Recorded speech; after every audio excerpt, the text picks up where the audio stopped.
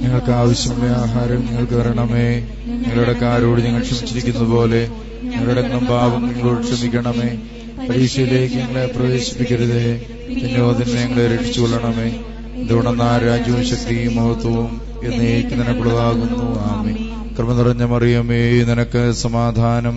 നമ്മുടെ കർത്താവ് നിന്നോടുകൂടെ വാഴ്ത്തപ്പെട്ടവളാകുന്നു. നിന്റെ ഉദരഫലമായി നമ്മുടെ കർത്താവ് വാഴ്ത്തപ്പെട്ടവനാകുന്നു. ശുദ്ധമുള്ള മറിയമേ, തമ്പുരാന്റെ അമ്മേ, പാപികളായ ഞങ്ങൾക്ക് വേണ്ടി ഇപ്പോഴും ഞങ്ങളുടെ സമയത്തും ദൈവത്തോട് അപേക്ഷിച്ചു കൊള്ളണമേ. ആമേൻ.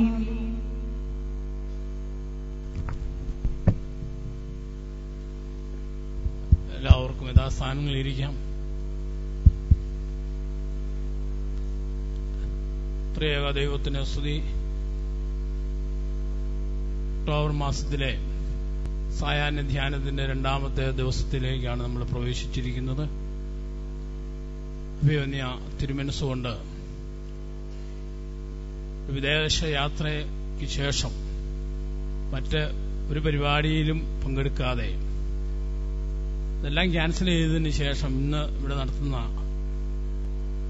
3 ദിവസത്തേക്കുള്ളതായ ഈ ധ്യാനത്തിന്റെ 2ാമത്തെ ദിവസവും ഇവിടേക്ക് കടന്നു വരുവാൻ തിരുമനസ്സായതിനാല് അഭിമന്യ തിരുമേനിയോടുള്ളതായ എല്ലാവിധ ഭക്തി ആദരവുകളും തരണത്തിൽ അറിയിച്ചുകൊണ്ട്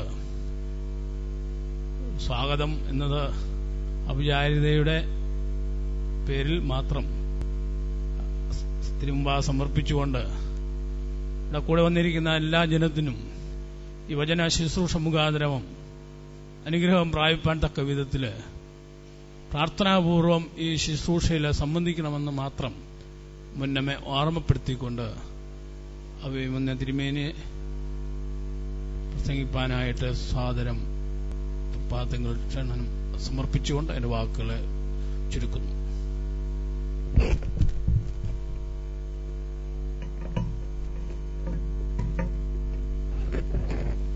നമുക്കൊരു നിമിഷം കണ്ണുകളടച്ച് ഹൃദയം കർത്താവിലേക്ക് സമർപ്പിച്ച് ഇന്നത്തെ ഈ ധ്യാന ശുശ്രൂഷ അനുഗ്രഹിക്കപ്പെടുവാൻ വേണ്ടി നമുക്ക് പ്രാർത്ഥിക്കാം. കാരുണ്യവാനായ ദൈവമേ, ഞങ്ങളെല്ലാവരും ബലഹീനരും കുറവുള്ളവരും പാപികളുമാണെന്ന് ഏറ്റുപറയും. ഞങ്ങളുടെ ബലഹീനതകളിലേക്ക് നിന്റെ കരുണയുള്ള കരം നീട്ടണമേ. ഞങ്ങളെ അങ്ങയുടെ സ്വന്തമായി അങ്ങ് കാണണമേ. ഞങ്ങളുടെ ബലഹീനതകളിൽ അങ്ങയുടെ കൃപ നിറച്ച് ഞങ്ങളെ അനുഗ്രഹിക്കണമേ. പരിശുദ്ധാത്മാവിന്റെ പ്രത്യേകമായ സാന്നിധ്യം ഞങ്ങളെല്ലാവരും തേടി പ്രാർത്ഥിക്കുന്നു. കൃപയുടെ ആത്മാവെ ഞങ്ങൾ വന്നു നിറയണം. ദൈവം മനുഷ്യന് നൽകിയ ഏറ്റവും വലിയ വാഗ്ദാനം പരിശുദ്ധാത്മാവാണ്. ആ പരിശുദ്ധാത്മാവിന്റെ ആവാസം നമ്മളിലുണ്ടാകുമ്പോൾ ദൈവപുത്രനാണെന്ന ബോധ്യം നമ്മുടെ ജീവിതത്തിലേക്ക് കടന്നു വരികയും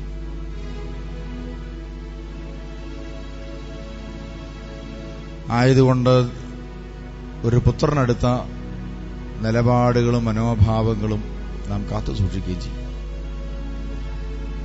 ഒരു ക്രൈസ്തവന് ലഭിച്ചിരിക്കുന്ന ഏറ്റവും വലിയ ഭാഗ്യം അതാണ്. പുത്രസ്വീകാര്യത്തിന്റെ ആത്മാവ് അവൻ ലഭിച്ചിരിക്കുന്നു. ഈ പരിശുദ്ധാത്മാവിനെ വേദനിപ്പിക്കുകയും ദുഃഖിപ്പിക്കുകയും ചെയ്തുകൊണ്ട് ബോധപൂർവം പരിശുദ്ധാത്മാവിനെ ജീവിതത്തിൽ നിന്ന് അകറ്റിക്കളയുന്നത് മൂലം അനേകം തിന്മകള് മനുഷ്യന്റെ ജീവിതത്തിലേക്ക് കടന്നു വരികയും അത് അവന്റെ ജീവിതത്തിൽ തഴക്കദോഷങ്ങളായി പതിഞ്ഞു കിടക്കുകയും ചെയ്യും.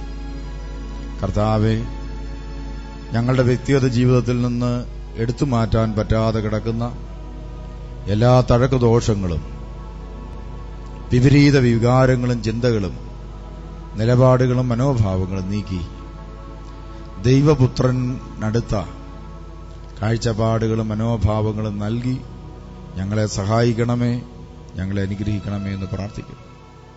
പരിശുദ്ധ അമ്മയുടെ ദിവ്യമായ മാധ്യസ്ഥത ഈ സമൂഹത്തിന് മാത്രമല്ല, ഈ സഭയ്ക്കും ഈ രാജ്യത്തിന് മുഴുവനും ലഭിപ്പാൻ വേണ്ടി പ്രത്യേകം പ്രാർത്ഥിക്കുന്നു. ഞങ്ങളോടൊപ്പം കണ്ണുനീരോടെ പ്രാർത്ഥിക്കുന്ന പരിശുദ്ധ അമ്മയുടെ സ്നേഹ സാന്നിധ്യത്തെ ഓർത്ത് ഞങ്ങൾ നന്ദി പറയുന്നു. ഈ ലോകം ഞങ്ങൾക്ക് നൽകാത്ത സ്നേഹവും ഈ ലോകത്തിൽ നിന്ന് ഞങ്ങൾക്ക് ലഭിക്കാത്ത അംഗീകാരവും പരിശുദ്ധ അമ്മയുടെ ദിവ്യമാധ്യസ്ഥ പ്രാർത്ഥനയാൽ സ്വർഗത്തിൽ നിന്ന് പരിശുദ്ധാത്മാവ് വഴി ലഭിച്ച് സമാധാനവും സന്തോഷവുമുള്ളവരായി തീരുവാൻ ഇടയായി തീരട്ടെ എന്ന് പ്രത്യേകമായി പ്രാർത്ഥിക്കുന്നു.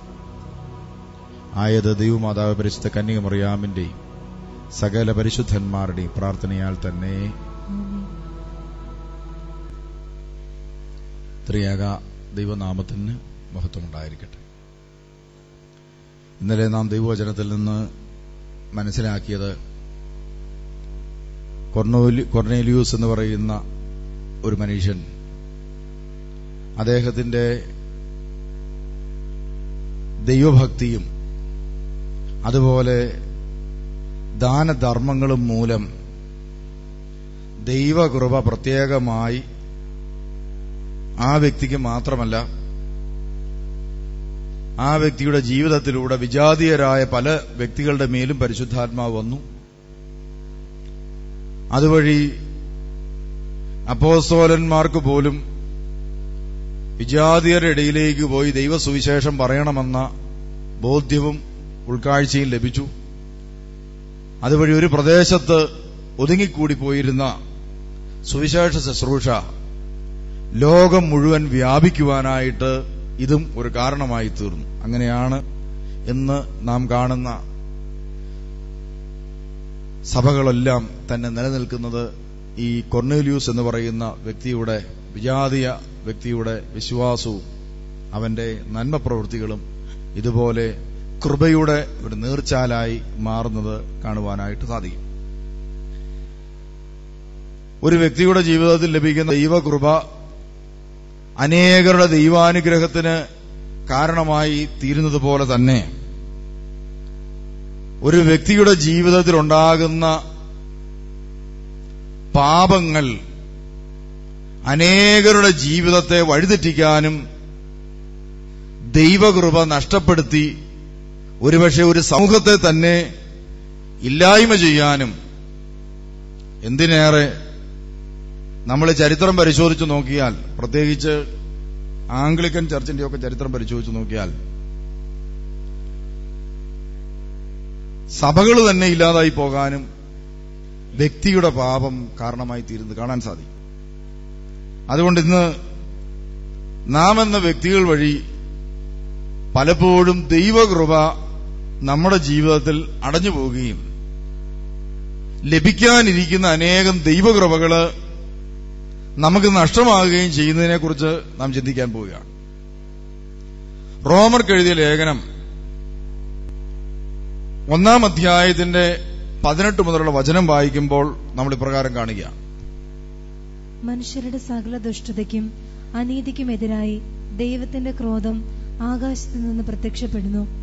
അവർ തങ്ങളുടെ അനീതിയിൽ സത്യത്തെ തളച്ചിടുന്നു. അവർ തങ്ങളുടെ അനീതിയിൽ സത്യത്തെ തളച്ചിടുന്നു. ദൈവത്തിന്റെ കൃപ കടന്നു വരുന്ന മേഖല ഞാൻ നിങ്ങളോട് ഇന്നലെ സൂചിപ്പിച്ചു. ഒരു വിജാതീയനായ മനുഷ്യൻ ദൈവത്തെക്കുറിച്ച് അറിവില്ല, എങ്കിലും അയാൾ നിരന്തരം പ്രാർത്ഥിച്ചിരുന്നു. അദ്ദേഹം ദാനധർമ്മങ്ങൾ ചെയ്തിരുന്നു. ഇതാ തുറക്കപ്പെടാതെ കിടന്നിരുന്ന വിശ്വാസമില്ലാത്ത വ്യക്തി, കൽപ്പനകളെക്കുറിച്ച് അറിവില്ലാത്ത വ്യക്തി, തുറക്കപ്പെടാതെ കിടന്ന വാതിൽ തുറന്ന് ആ വ്യക്തിയിലൂടെ വിജാതിയരുടെ മേൽ പോലും പരിശുദ്ധാത്മാവ് വർഷിക്കത്തക്ക രീതിയിൽ അപ്പോസ്തലന് തന്റെ പ്രവൃത്തി ചെയ്യുവാനായിട്ട് കാരണമായി തീർന്നു. ഇതുപോലെ തന്നെ പ്രിയമുള്ളവരെ, ദൈവം ഇതാ നമുക്ക് നൽകിയിട്ടുള്ള ദൈവകൃപകളുണ്ട്, നമുക്ക് സ്വന്തമായി ലഭിച്ചിട്ടുള്ള ദൈവകൃപകളുണ്ട്. ഈ ദൈവകൃപകളിൽ പലതും തന്നെ നമുക്ക് അനുഭവവേദ്യം അല്ലാതായി തീരുന്നത് നമുക്ക് കാണാൻ സാധിക്കും. ഇതാ ദുഷ്ടതയും അനീതിയും നമ്മുടെ ജീവിതത്തിലേക്ക് കടന്നു വരുമ്പോൾ ഇവരിവിടെ പറയാണ്, മനുഷ്യരുടെ സകല ദുഷ്ടതയ്ക്കും അനീതിക്കും എതിരായി ദൈവത്തിന്റെ ക്രോധം ആകാശത്ത് നിന്ന് പ്രത്യക്ഷപ്പെടുന്നു. അവർ തങ്ങളുടെ അനീതിയിൽ സത്യത്തെ തളച്ചിടുന്നു. യോഹന്നാന്റെ സുവിശേഷം 17-ാം അധ്യായം 17-ാമത്തെ വാക്യം. എന്താണ് സത്യം? വായിച്ചേ. അവരെ അങ്ങ് സത്യത്താൽ വിശദീകരിക്കണമേ, അവിടുത്തെ വചനമാണ് സത്യം. അങ്ങ് അവിടുത്തെ സത്യത്താൽ അവരെ വിശുദ്ധീകരിക്കണമേ. അപ്പോൾ ഒരു വ്യക്തിയുടെ ജീവിതത്തിലേക്ക് വിശുദ്ധിയും ദൈവകൃപയും എല്ലാം കടന്നു വരുന്ന മാർഗം അവിടെ പറയുകയാണ്, സത്യത്താൽ വിശുദ്ധീകരിക്കപ്പെടണം. അപ്പൊ ഒരു വ്യക്തിയുടെ വിശുദ്ധീകരണമാണ് ദൈവം അഭിലേഷിക്കുന്നത്. 1 തെസ്സലോനിക്ക 4-ാം അധ്യായം 3-7 വരെയുള്ള വചനം, അശുദ്ധിയിലേക്കല്ല വിശുദ്ധിയിലേക്കാണ് ദൈവം നമ്മെ വിളിച്ചിരിക്കുന്നത്. അപ്പൊ വിശുദ്ധിയിലേക്കുള്ള ദൈവവിളിയാണ് നമുക്ക് കിട്ടിയിരിക്കുന്നത്. ഓരോ വ്യക്തിക്കും, ഈ ഭൂമിയിലുള്ള ഓരോ വ്യക്തിക്കും, ദൈവം സൃഷ്ടിച്ച ഓരോ മനുഷ്യനും ഇതാ ദൈവം പരിശുദ്ധനായതുകൊണ്ട് തന്റെ പരിശുദ്ധിയുടെ പങ്കാളിത്തം വഹിക്കാനായിട്ടുള്ള ദൈവവിളി ലഭിച്ചവരാണ്. അതുകൊണ്ടാണ് പത്രോസ് അപ്പോസ്തലൻ ഇപ്രകാരം പറഞ്ഞത്, 1 പത്രോസ് 1:15, അവിടുന്ന് പരിശുദ്ധനായിരിക്കുന്ന പോലെ നിങ്ങൾ നിങ്ങളെ തന്നെ വിശുദ്ധരാക്കുവിൻ. 1 യോഹന്നാൻ 3-ാം അധ്യായം 3-ാമത്തെ വചനം, അവിടുന്ന് പരിശുദ്ധനായിരിക്കുന്ന പോലെ നിങ്ങൾ നിങ്ങളെ തന്നെ വിശുദ്ധരാക്കുവിൻ.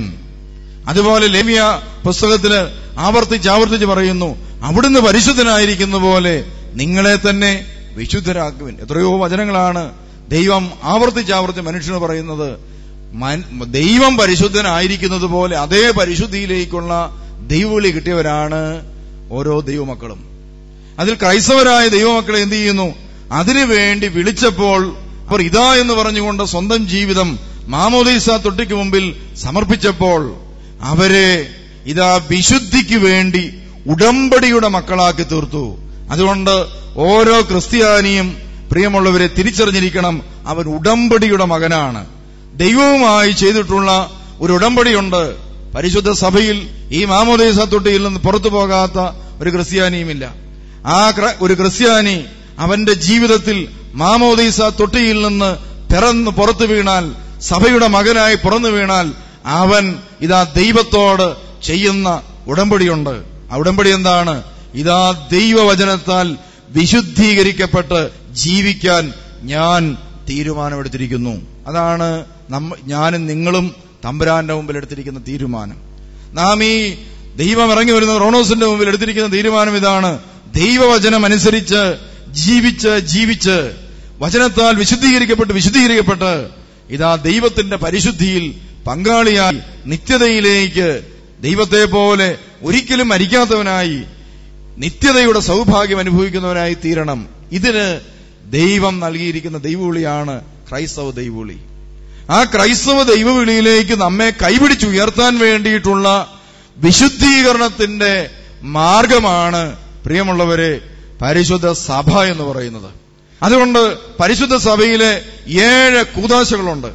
ഇത് ഒരു വ്യക്തിയുടെ ജീവിതത്തെ അതിന്റെ വിശുദ്ധിയിൽ താങ്ങി നിർത്താൻ വേണ്ടി ദൈവം ഇതാ സഭയ്ക്കായി നൽകിയിരിക്കുന്ന കൃപയുടെ 7 നീർച്ചാലുകളാണ്.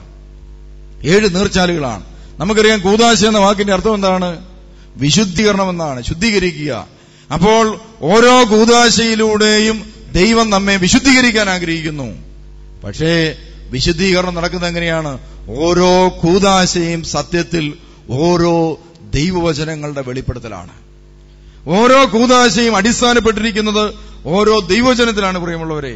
അതുകൊണ്ട് ആ കൂദാശ ഏത് ദൈവവചനത്തിൽ അടിസ്ഥാനമായിരിക്കുന്നോ ആ ദൈവവചനത്തിന്റെ വെളിച്ചത്തിലേക്ക് നാം ആ കൂദാശ വഴി ഇതാ മാറുന്നില്ലെങ്കിൽ തീർച്ചയായിട്ടും ഇതാ നാം അന്ധനെ വഴികാട്ടുന്ന അന്ധനായി മാറും. ഉദാഹരണത്തിന് വിവാഹമെന്ന കൂദാശ സ്വീകരിക്കുന്ന ഒരു വ്യക്തി ആ കൂദാശ ഏത് ലക്ഷ്യത്തിനു വേണ്ടി, ഏത് കൃപ നൽകാൻ വേണ്ടി സഭ സ്ഥാപിച്ചിരിക്കുന്നോ അതേ കൃപയിലേക്ക് നയിക്കാൻ ആവശ്യമായ ദൈവവചനങ്ങളാൽ സമ്പുഷ്ടമാണ്. നമുക്കറിയാം, വിവാഹമെന്ന കൂദാശ നിർവഹിക്കുന്ന സമയത്ത് 2 പ്രാവശ്യം കൂദാശ നടത്തുന്നതിന് തൊട്ടു മുമ്പ് ദൈവത്തിന്റെ വചനം വെളിപ്പെടുത്താറുണ്ട്. ഏത് കൂദാശയ്ക്ക് മുമ്പ് 2 ദൈവവചനം വായിക്കും. ഒന്ന് അപ്പോസ്തലന്റെ വചനം, 2 കർത്താവ് പറഞ്ഞ സുവിശേഷം. ഈ 2 കാര്യങ്ങളും പറയും. അപ്പോൾ വിവാഹമെന്ന കൂദാശയ്ക്ക് വായിച്ച ഏവങ്കലിയൻ ഭാഗം ഏതാണ്? കല്യാണം കഴിച്ചവർക്കെല്ലാം അതറിയാം. അത് നിങ്ങൾ പറയും. ഞാൻ കഴിച്ചിട്ടില്ലാത്തതുകൊണ്ട് ഞാൻ പറയേണ്ട ആവശ്യമില്ലല്ലോ. അപ്പൊ നിങ്ങൾ പറ, ഏതാണ് കല്യാണം കഴിക്കുമ്പോൾ വായിക്കുന്ന വേദഭാഗം?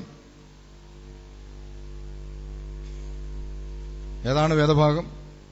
അപ്പോൾ വീഡിയോയുടെ വെട്ടം കാരണം കണ്ണു വഞ്ചിപ്പോയി, അതുപോലെ കൊയറുകാരുടെ പാട്ടിന്റെ ഒച്ച കാരണം ചെവിക്ക് കേൾവിയും പോയി, കാതടപ്പിക്കുന്ന സ്വരങ്ങളും അതുപോലെ പിന്നെ ഈ മുഖത്തൊക്കെ തേക്കുന്ന സാധനത്തിന്റെ എന്താണ് പറയുന്നത്, കെമിക്കലായിട്ടുള്ള സാധനങ്ങൾ മൂലം ഒരുമാതിരി ലക്കുകെട്ടിൽ ഒക്കെയാണ് പലരും വന്ന് നിൽക്കുന്നത്. അതുകൊണ്ട് വായിക്കുന്നത് എന്താണെന്ന് പറഞ്ഞുകൂടാ, പാടുന്നത് എന്താണെന്നും കേൾക്കാറില്ല, ചിന്തിക്കാറില്ല, അങ്ങനെ നിന്നു പോവുകയാണ്.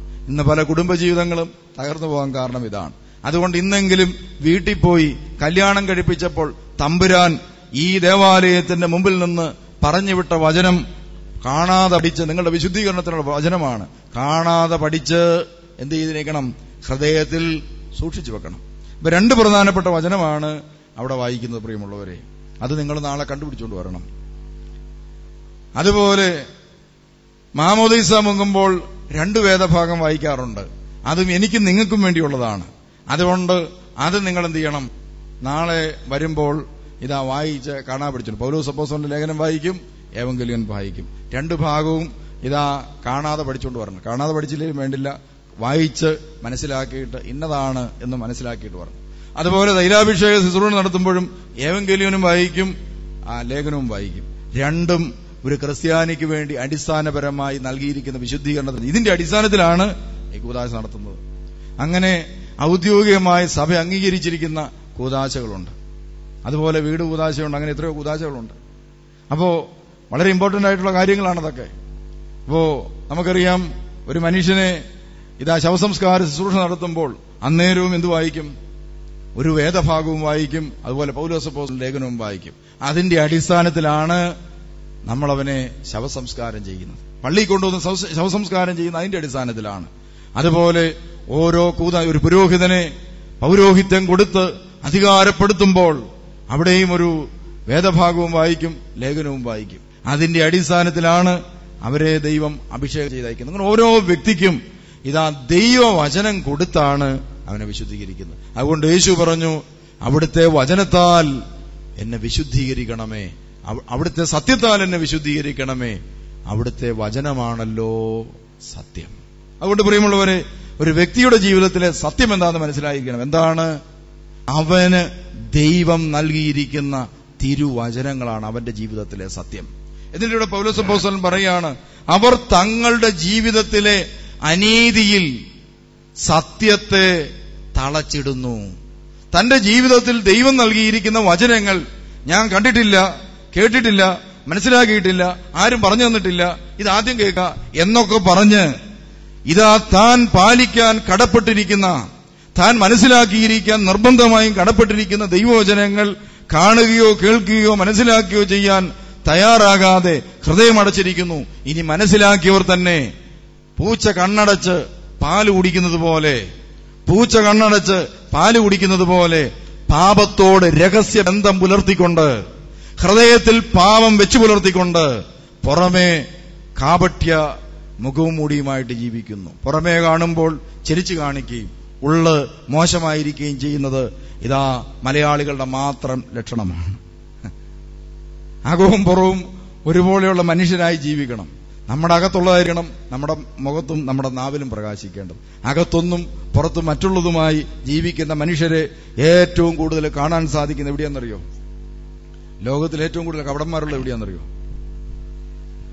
ഒരു പ്രത്യേക സർവേ അനുസരിച്ച് ഇതാ ഇന്ത്യയിൽ ഏറ്റവും കൂടുതൽ കപടന്മാരുള്ളത് കോട്ടയം ഭാഗത്താണെന്നാണ് കണ്ടുപിടിക്കപ്പെട്ടിരിക്കുന്നത്. ഞാൻ പറഞ്ഞതല്ല, ഇതാ ഒരു സർവേയിൽ വായിച്ചതാണ്. ചിരിച്ചു കാണിക്കും. ചില പ്രദേശത്തൊക്കെ ചെന്നാൽ കാണാൻ സാധിക്കും, മുഖത്തടിച്ച പോലെ ഒരു വർത്താനം പറയും, പക്ഷേ അകത്തൊന്നും കാണുകയില്ല. വയനാടൊക്കെ അങ്ങനെയാണ്. അവരുടെ വർത്താനം കേട്ട് കഴിഞ്ഞാൽ നമ്മൾക്ക് മുഖത്തടിക്കുന്ന പോലെയാണ്. അതുപോലെ കട്ടിക്ക് സംസാരിക്കും, പക്ഷേ അകത്തൊന്നുമില്ല. നല്ല മനുഷ്യരാണ്. ചില മനുഷ്യരൊക്കെ ഒരിക്കലൊരു ചേട്ടൻ കയറി വന്നു. അദ്ദേഹം അരമനയിലേക്ക് കയറി വന്നില്ല.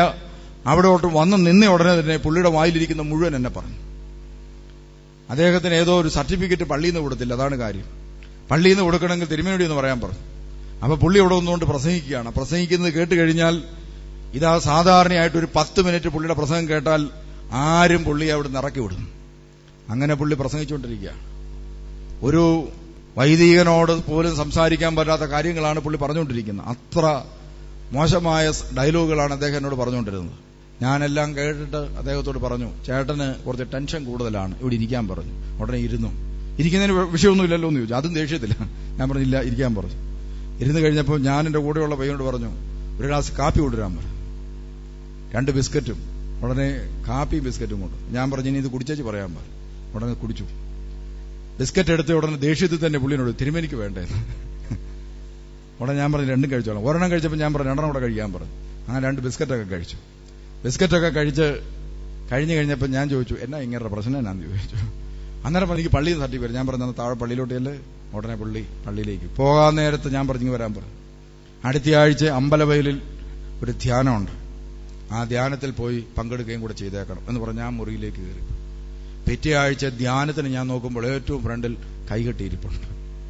ധ്യാനം കഴിഞ്ഞപ്പോൾ ഞാൻ ചോദിച്ചു, ചേട്ടനാ ഈ ധ്യാനത്തിന് പോകുന്നത്? അല്ല, തിരുമേനി പറഞ്ഞ പിന്നെ പോരണ്ടേ, അതുകൊണ്ട് പോകുന്നു. ധ്യാനം കൂടിയിട്ട് എങ്ങനെയുണ്ട്? കുറെ അസമാധാനം ഉണ്ടായിരുന്നു. ഒരു മകൻ ഒരു പെണ്ണിനെയായിട്ട് പോയി.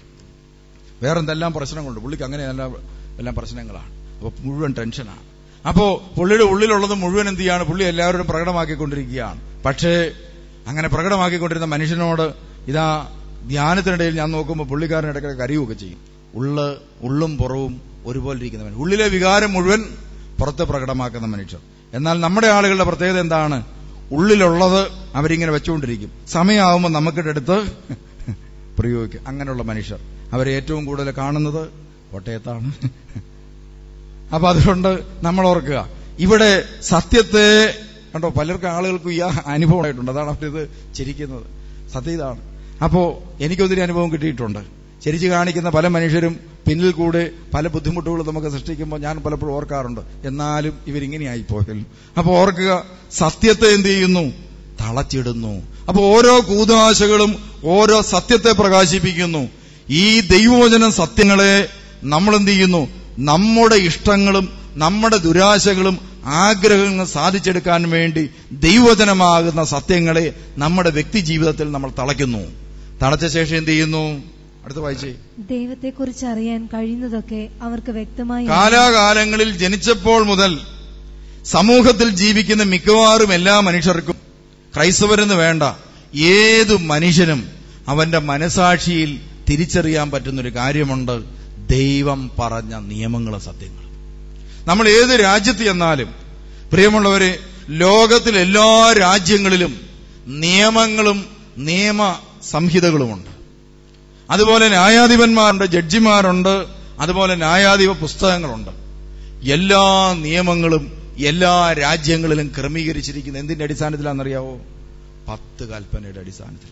നിങ്ങൾ ശ്രദ്ധിച്ചറിയാം, നിയമങ്ങൾ ഉണ്ടാക്കിയിരിക്കുന്നതെല്ലാം 10 കൽപ്പനയുടെ അടിസ്ഥാനത്തിലാണ്. എല്ലാ നിയമങ്ങളും ശ്രദ്ധിച്ചാൽ അറിയാൻ പറ്റും. എല്ലാ നിയമങ്ങളും അങ്ങനെയാണ് ഉണ്ടായിട്ടുള്ളത്.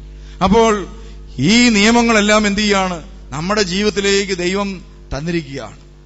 അതിനുശേഷം ദൈവകൃപയുടെ ലോകത്തേക്ക് നമ്മെ കൊണ്ടുവന്നപ്പോൾ ദൈവത്തിന്റെ വചനം ഇതാ കൂദാശകളായി നമ്മുടെ വിശുദ്ധീകരണത്തിന് വേണ്ടി നൽകിയിരിക്കുകയാണ്. ഇതെല്ലാം പാലിക്കാൻ വേണ്ടി ദൈവം നമുക്ക് നൽകിയിരിക്കുന്ന ദൈവിക സംവിധാനമാണ് പ്രിയമുള്ളവരെ സഭാജീവിതം. ഈ സഭാജീവിതത്തിലേക്കും കൂദാശ ജീവിതത്തിലേക്കും വന്നിരിക്കുന്ന വ്യക്തികൾ പലപ്പോഴും എന്ത് ചെയ്യുന്നു? ദൈവവചനത്തെ, സത്യത്തെ തളയ്ക്കുന്നു. ഇനി എന്ത് ചെയ്യാൻ പറ്റുന്നു? വായിച്ചേ. ദൈവം അവയെല്ലാം അവർക്ക് വെളിപ്പെടുത്തിയിട്ടുണ്ട്. എല്ലാ കാര്യങ്ങളും വെളിപ്പെടുത്തിയിട്ടുണ്ട് തമ്പുരാൻ. വായിച്ചേ, എന്തൊക്കെയാണ് വെളിപ്പെടുത്തിയത്? ലോകസൃഷ്ടി മുതൽ ദൈവത്തിന്റെ അദൃശ്യ പ്രകൃതി. ലോകസൃഷ്ടി മുതൽ ദൈവത്തിന്റെ അദൃശ്യ പ്രകൃതി. ദൈവം അദൃശ്യനാണെന്ന് എല്ലാവർക്കും അറിയാം. അതുകൊണ്ടാണല്ലോ കാണാത്ത ദൈവത്തെ നോക്കി കാണാൻ പറ്റുന്നില്ലെങ്കിലും നമ്മളുണ്ട് എന്ന വിശ്വാസത്തോടുകൂടി പ്രാർത്ഥിച്ച് തിരിച്ചു പോകുന്നത്. വായിക്കാം. അതായത് അവിടുത്തെ അനന്തശക്തിയും ദൈവത്വവും സൃഷ്ടവസ്തുക്കളിലൂടെ സ്പഷ്ടമായി. ഈ സൃഷ്ടവസ്തുക്കളിൽ എന്തെങ്കിലും നോക്കിയാൽ ദൈവമില്ലെന്ന് ആർക്ക് പറയാനാ? ഏത് വസ്തു എടുത്ത് പരിശോധിച്ചു നോക്കിയാലും അതിന്റെ സങ്കീർണത കാണുമ്പോൾ നമുക്ക് മനസ്സിലാകും ഇതിന്റെ പിന്നിൽ അനന്തശക്തി പ്രവർത്തിക്കുന്നുണ്ട്, അത് ദൈവമാണെന്ന്. ഒരു ഇലയെടുത്ത് നമ്മൾ നോക്കിയാൽ ആ ഇലയ്ക്കകത്ത് എത്രയോ കോശങ്ങൾ, അത് ഓക്സിജൻ വലിച്ചെടുത്ത് അല്ലെ കാർബൺ ഡൈ ഓക്സൈഡ് വലിച്ചെടുത്ത് ഓക്സിജൻ പുറത്തു വിടുന്നു. എത്രയോ സങ്കീർണമായ കാര്യമാണ് ഒരു കൊച്ച ഇല ചെയ്തിരിക്കുന്നത്. നമ്മുടെ ഇവിടെ ഇതാ നമ്മൾ വെട്ടിപ്പറിച്ച് കളയുന്ന ഒരു ഇലയെടുത്ത് പരിശോധിച്ച് നോക്കിയാൽ ഈ ലോകത്തിന് വേണ്ടി എത്രയോ വലിയ സൽപ്രവർത്തികളാണ് ചെയ്തുകൊണ്ടിരിക്കുന്നത്. നമ്മൾ പോകുന്ന വഴിക്ക് തൊഴിച്ചു പറിച്ച് കളയുന്ന ഒരു ചെടിയെടുത്ത് നോക്കി, ആ ചെടി പോലും നമ്മളെ ഉപദ്രവിക്കുന്നില്ല. അതെന്താ ചെയ്യുന്നത്? നമ്മളങ്ങോട്ട് പോകുന്ന വഴിക്ക് അതിനെ ചവിട്ടി പീച്ചി ആണ് പോകുന്നത്. അപ്പോഴും അത് അവിടുന്ന് എങ്ങനെയെങ്കിലും സൗടഞ്ഞ് എഴുന്നേറ്റ് സൂര്യപ്രകാശം വലിച്ചെടുത്ത് നമ്മളിവിടുന്ന കാർബൺ ഡൈ ഓക്സൈഡ് തിരിച്ച് വലിച്ചെടുത്തിട്ട് നമുക്ക് വേണ്ടി ഓക്സിജൻ പ്രൊഡ്യൂസ് ചെയ്തുകൊണ്ടിരിക്കുകയാണ്. നോക്കണം, ഒരു കൊച്ചു ചെടി ഈ ലോകത്തിന് എന്തുമാത്രം നന്മ ചെയ്യും. ഈ ഒരു കൊച്ചു ചെടി ലോകത്തിന് വേണ്ടി രാവിലെ ഉണർന്നു കഴിഞ്ഞാൽ വൈകുന്നേരം വരെ ആ ചെടി ലോകത്തിന് വേണ്ടി എന്തുമാത്രം നന്മകൾ പുറപ്പെടുവിച്ചുകൊണ്ടായിരിക്കുന്നത്. അതുപോലെ ഓരോരോ കാര്യങ്ങളെടുത്ത് പരിശോധിച്ച് നോക്കി, ഏത് ചെറിയ ഒരു ഈച്ച എടുത്ത് പരിശോധിച്ച് നോക്കി, ആ ഈച്ച രാവിലെ എഴുന്നേറ്റാൽ ഇതല്ലെങ്കിൽ ഒരു തേനീച്ച രാവിലെ എഴുന്നേറ്റാൽ ഇതാ അത് ഭക്ഷണം കഴിക്കാൻ വേണ്ടി തേന്റെ അടുക്കിലേക്ക് പോകുമ്പോൾ, ഒരു പൂവിന്റെ അടുക്കിലേക്ക് പോകുമ്പോൾ ആ പൂവിൽ ചെന്നിരുന്ന് തേൻ കുടിച്ചിട്ട് പോകുമ്പോൾ അവിടുത്തെ കുറച്ച് പൂമ്പൊടിയെടുത്ത് അടുത്ത പൂവിൽ കൊണ്ടുവെക്കും. അങ്ങനെ അതിനൊരു ഫലം കായ്ക്കാനായിട്ട് ഇടയാക്കി തീർക്കും. കണ്ടോ, ഒരു ഈച്ചയ്ക്ക് പോലും ഇതാ സമൂഹത്തിന് എത്രയോ വലിയ നന്മകൾ ചെയ്യാൻ സാധിക്കുന്നു. തമ്പുരാന്റെ കരങ്ങൾ കൊണ്ട് സൃഷ്ടിക്കപ്പെട്ട എല്ലാ വസ്തുക്കൾക്കും, അത് ജീവനുള്ളതും ജീവനില്ലാത്തതുമായ എല്ലാ വസ്തുക്കൾക്കും ഇങ്ങനൊരു പ്രത്യേകതയുണ്ട്. അതിന് മറ്റൊരുത്തിന് നന്മ ചെയ്യാനായിട്ടുള്ള പ്രത്യേക ശേഷിയും കഴിവുമുണ്ട്. അതുകൊണ്ട് പ്രിയമുള്ളവരെ, മനുഷ്യനെ ദൈവം സ്വരൂപത്തിലും സാദൃശ്യത്തിലുമാണ് സൃഷ്ടിച്ചിരിക്കുന്നതെങ്കിൽ അവനിലൂടെ എന്തുമാത്രം വലിയ നന്മകളാണ് ഒരു പ്രഭാതം മുതൽ പ്രദോഷം വരെയുള്ള സമയത്ത് തമ്പുരാൻ പ്രതീക്ഷിക്കുന്നത്. നമ്മളിൽ നിന്ന് പ്രഭാതം മുതൽ പ്രദോഷം വരെയുള്ള സമയങ്ങളിൽ അനേകം നന്മകൾ തമ്പുരാൻ പ്രതീക്ഷിക്കുന്നുണ്ട് പ്രിയമുള്ളവരെ. പക്ഷേ നമ്മുടെ ഉള്ളിൽ നിന്ന് പ്രഭാതം മുതൽ പ്രദോഷം വരെ നോക്കി കണക്കെടുത്താൽ കൂടുതലും മനുഷ്യന് ഉപകാരപ്രദം എന്നതിനേക്കാൾ മനുഷ്യന് ഉപദ്രവകരമായ കാര്യങ്ങളാണ് പുറത്തു വരുന്നത്. ഇനി വായിച്ചേ. അതുകൊണ്ട് അവർക്ക് ഒഴിവ് കഴിവില്ല. അവർക്കെല്ലാം അറിയാം. പിന്നെ വായിച്ചേ. അവർ ദൈവത്തെ അറിഞ്ഞിരുന്നെങ്കിലും അവിടുത്തെ ദൈവമായി മഹത്വപ്പെടുത്തുകയോ അവിടത്തേക്ക് നന്ദി പ്രകാശിപ്പിക്കുകയോ ചെയ്തില്ല. അവർ ദൈവത്തെ ദൈവമെന്നറിഞ്ഞു, മനസ്സിലാക്കി.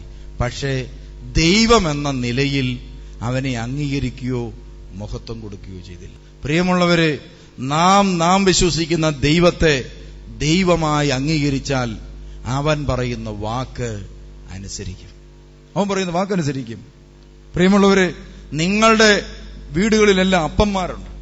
ആ അപ്പന്മാരെ നിങ്ങൾ അപ്പനായി അംഗീകരിക്കുന്നുണ്ടെങ്കിൽ എന്ത് ചെയ്യും? എന്നാ ചെയ്യും?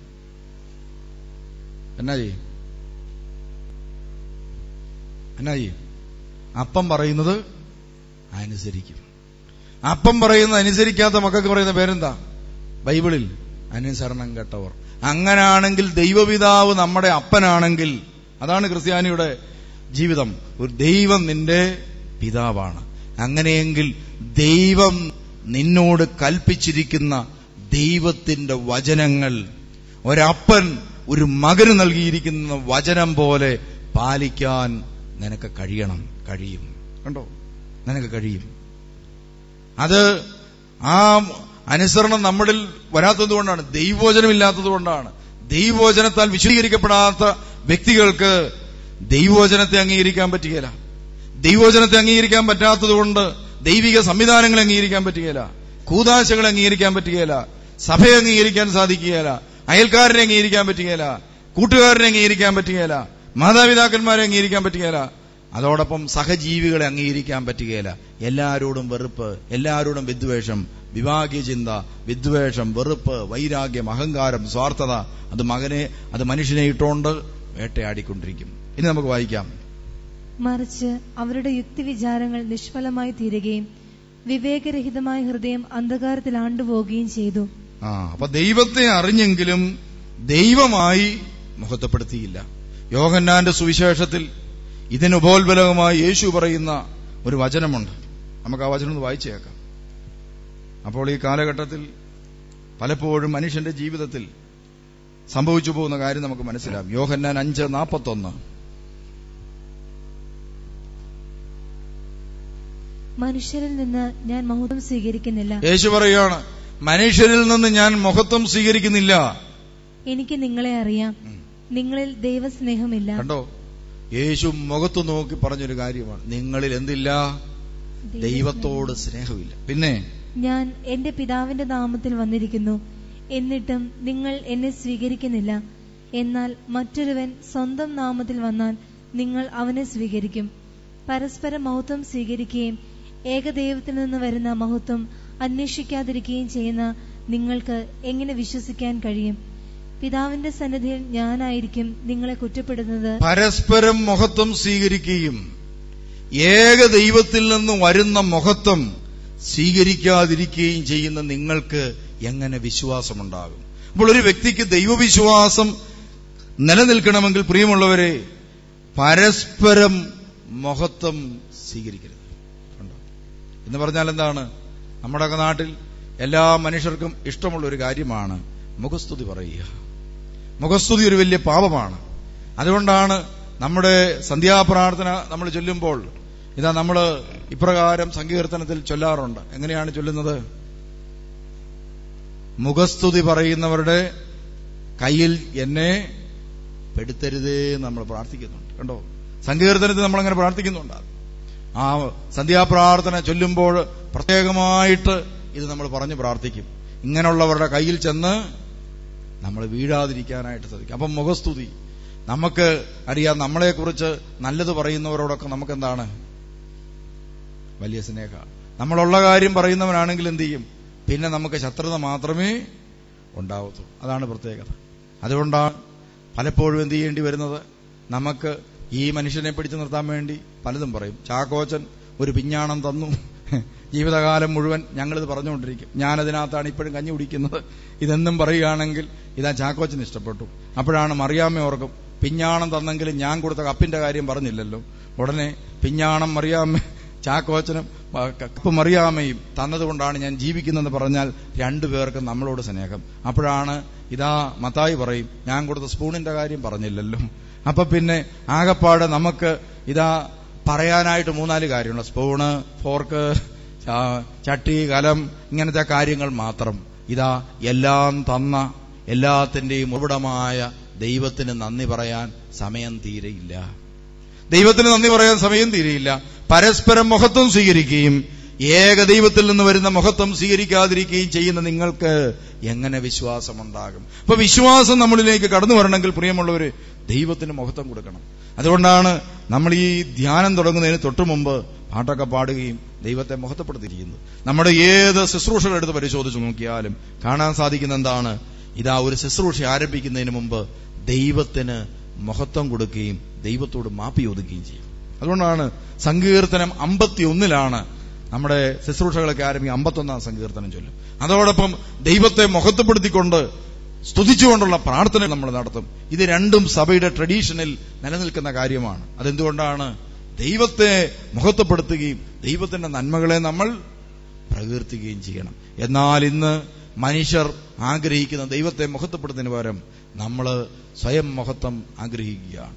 അങ്ങനെ ഇതാ നമ്മളെക്കുറിച്ച് നമ്മൾ ചിരിക്കുകയും നമ്മുടെ മഹത്വത്തിന് വേണ്ടി ആഗ്രഹിക്കുകയും അത് കേൾക്കുമ്പോൾ സന്തോഷിക്കുകയും ചെയ്യും. അതുകൊണ്ട് നിങ്ങൾ മനസ്സിലായിക്കോണം, നിങ്ങളെ ആരെങ്കിലും നല്ലത് പറയുമ്പോൾ നിങ്ങൾക്ക് മനസ്സിന്റെ അകത്ത് നല്ല സന്തോഷവും സമാധാനവും തോന്നുന്നുണ്ടെങ്കിൽ ഇതാ നിങ്ങൾക്ക് ഈ അസുഖമുണ്ടെന്നാണ് അർത്ഥം. മറ്റുള്ളവരെ കുറിച്ച് നല്ലത് പറയുമ്പോൾ നിങ്ങളുടെ മനസ്സിലൊരു കിരികിരിപ്പ് പോലെ തോന്നുന്നുണ്ടെങ്കിൽ ഇതാ മറ്റുള്ളവൻ നന്മയായി വളരുന്നത് കാണുമ്പോൾ നിങ്ങളുടെ മനസ്സിൽ വേദനയും ദുഃഖവും ഉണ്ടെങ്കിൽ മനസ്സിലായിക്കോണം, നിങ്ങൾക്ക് ഈ അസുഖമുള്ളതിന്റെ ലക്ഷണമാണ്. അതുകൊണ്ട് പ്രിയമുള്ളവരെ, ദൈവമഹത്വം കൊടുക്കാതെ സ്വന്തം മഹത്വത്തിന് ഇമ്പോർട്ടൻസ് കൊടുക്കുന്ന വ്യക്തികൾ ചില മാരക പാപങ്ങളിൽ കുടുങ്ങിക്കിടക്കും. അതുകൊണ്ട് ഏതൊക്കെയാണ് ഈ മാരക പാപങ്ങൾ എന്ന് നമ്മൾ മനസ്സിലായിക്കോണം. അതുകൊണ്ട് ദൈവമഹത്വം യഥാർത്ഥ രീതിയിൽ മഹത്വപ്പെടുത്താത്ത വ്യക്തികൾ, ദൈവത്തെ ആരാധിക്കാൻ പള്ളിയിൽ പോവുക, ദൈവത്തെ ആരാധിക്കുമ്പോൾ വേണ്ട രീതിയിൽ ആരാധിക്കുക, ദൈവത്തിന്റെ വചനങ്ങൾ കൃത്യമായി പാലിക്കുക, ദൈവത്തിന്റെ ഹിതമനുസരിച്ച് ജീവിക്കുക, ഇങ്ങനെയൊക്കെ ചെയ്തില്ലെങ്കിൽ സംഭവിക്കാൻ പോകുന്നത് ചില മാരക പാപങ്ങൾ മനുഷ്യ ജീവിതത്തിലേക്ക് വന്നാൽ അയാളെ വിട്ടുപോകാതെ അയാളെ ബന്ധിച്ച് അവിടെ കിടക്കും.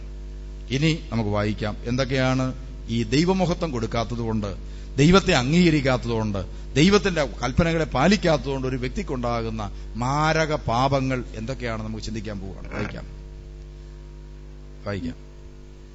അവരുടെ യുക്തിവിചാരങ്ങൾ നിഷ്ഫലമായി തീരുകയും വിവേകരഹിതമായ ഹൃദയം അന്ധകാരത്തിൽ ആണ്ടുപോവുകയും ചെയ്തു. വിവേകരഹിതമായ ഹൃദയം അന്ധകാരത്തിൽ ആണ്ടുപോയി. പിന്നെ ജ്ഞാനികളെന്ന് അവകാശപ്പെട്ടുകൊണ്ട് അവർ ഭോഷന്മാരായി തീർന്നു.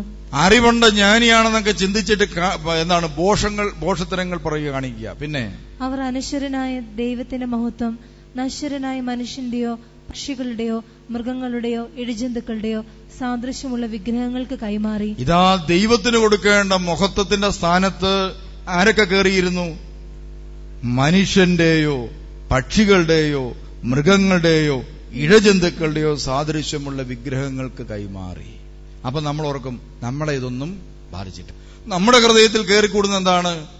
ദൈവത്തിന്റെ സ്ഥാനം വേറെ പലതും കവർന്നെടുക്കും. അതിലൊന്നാണ് പണം.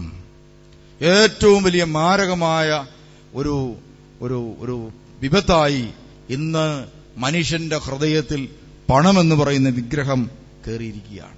അതുകൊണ്ട് ഭൗതിക നേട്ടത്തിന് വേണ്ടി, സാമ്പത്തിക നേട്ടത്തിന് വേണ്ടി ഏത് തിന്മയും ചെയ്യാൻ മനുഷ്യൻ മടിക്കുകയില്ല. അതിനുവേണ്ടി ദൈവത്തോട് പോലും പ്രാർത്ഥിക്കുന്ന മനുഷ്യരുണ്ട്. ഈ അടുത്ത കാലത്ത് ഒരാൾ എന്നോട് വിളിച്ചു പറഞ്ഞു, ഞാന് വിദേശ രാജ്യത്ത് ഏകദേശം 20 വർഷം ജോലി ചെയ്തു. ഇപ്പോൾ പ്രത്യേകമായി തിരുമേനി ഒന്ന് പ്രാർത്ഥിക്കണം, എനിക്കെതിരായിട്ട് ചില അന്വേഷണങ്ങളൊക്കെ നടന്നുകൊണ്ടിരിക്കുകയാണ്. അപ്പൊ ഞാൻ ചോദിച്ചു, എന്ത് അന്വേഷണമാണ്? 20 വർഷം മുമ്പ് ലാബ് ടെക്നീഷ്യൻ പഠിച്ച ആളായിരുന്നു. പക്ഷേ ഇതാ പോയ സമയത്ത് അർഹിക്കാത്ത സർട്ടിഫിക്കറ്റ് കാശ് കൊടുത്ത് മേടിച്ച് വിദേശ രാജ്യത്തെ ഗവൺമെന്റിനെ കബളിപ്പിച്ചാണ് പോയത്. ഇപ്പോൾ എന്ത് സംഭവിക്കുന്നു? വിദേശ രാജ്യക്കാരെല്ലാം പലപ്പോഴും നമ്മളെയൊക്കെ വിശ്വസിക്കും. എന്താണ് അവര് പറയാണ്? നമ്മളൊരു കാര്യം പറഞ്ഞാൽ അവര് കറക്റ്റായിട്ട് വിശ്വസിക്കും. അപ്പോൾ അതുകൊണ്ട് നമ്മുടെ കൊടുക്കുന്ന സർട്ടിഫിക്കറ്റ് കൂടെ കൊടുക്കുമ്പം അവര് സത്യമാണെന്ന് വിശ്വസിച്ച സർട്ടിഫിക്കറ്റ് മേടിച്ച് ജോലി കൊടുത്തു. പക്ഷേ വ്യാജ സർട്ടിഫിക്കറ്റുകൾ ഉണ്ടെന്നൊക്കെ കേട്ട് ഗവൺമെന്റുകൾ അന്വേഷണം ആരംഭിച്ചു. അന്വേഷിച്ച് സ്ഥാപനങ്ങളിലേക്ക് വിളിക്കാൻ തുടങ്ങിയപ്പോൾ പലരുടെയും സർട്ടിഫിക്കറ്റുകൾ വ്യാജമാണ്. കണ്ടോ? എന്നിട്ട് ആ സ്ത്രീ എന്നോട് പറഞ്ഞു, 20 വർഷക്കാലം ഞാൻ വിദേശ രാജ്യത്ത് ശമ്പളം മേടിച്ചിരുന്ന പണം മുഴുവൻ തിരിച്ചടക്കേണ്ടി വരും, ഇല്ലെങ്കിൽ ജയിലിൽ കിടക്കേണ്ടി വരും. കണ്ടോ? അപ്പോൾ ഒരു വ്യാജം ചെയ്തതിന്റെ ഫലം, അസത്യം ചെയ്തതിന്റെ ഫലം എന്താണ്? വ്യാജമായത് അവന്റെ ജീവിതത്തിലേക്ക് കയറി, തിന്മ അവനെ വേട്ടയാടി, പണത്തിനു വേണ്ടി അവൻ തിന്മ ചെയ്തു. അവസാനം അവന്റെ സമ്പത്ത് കൊണ്ട് അവന് പ്രയോജനമില്ലാതാകാൻ പോകുന്നു.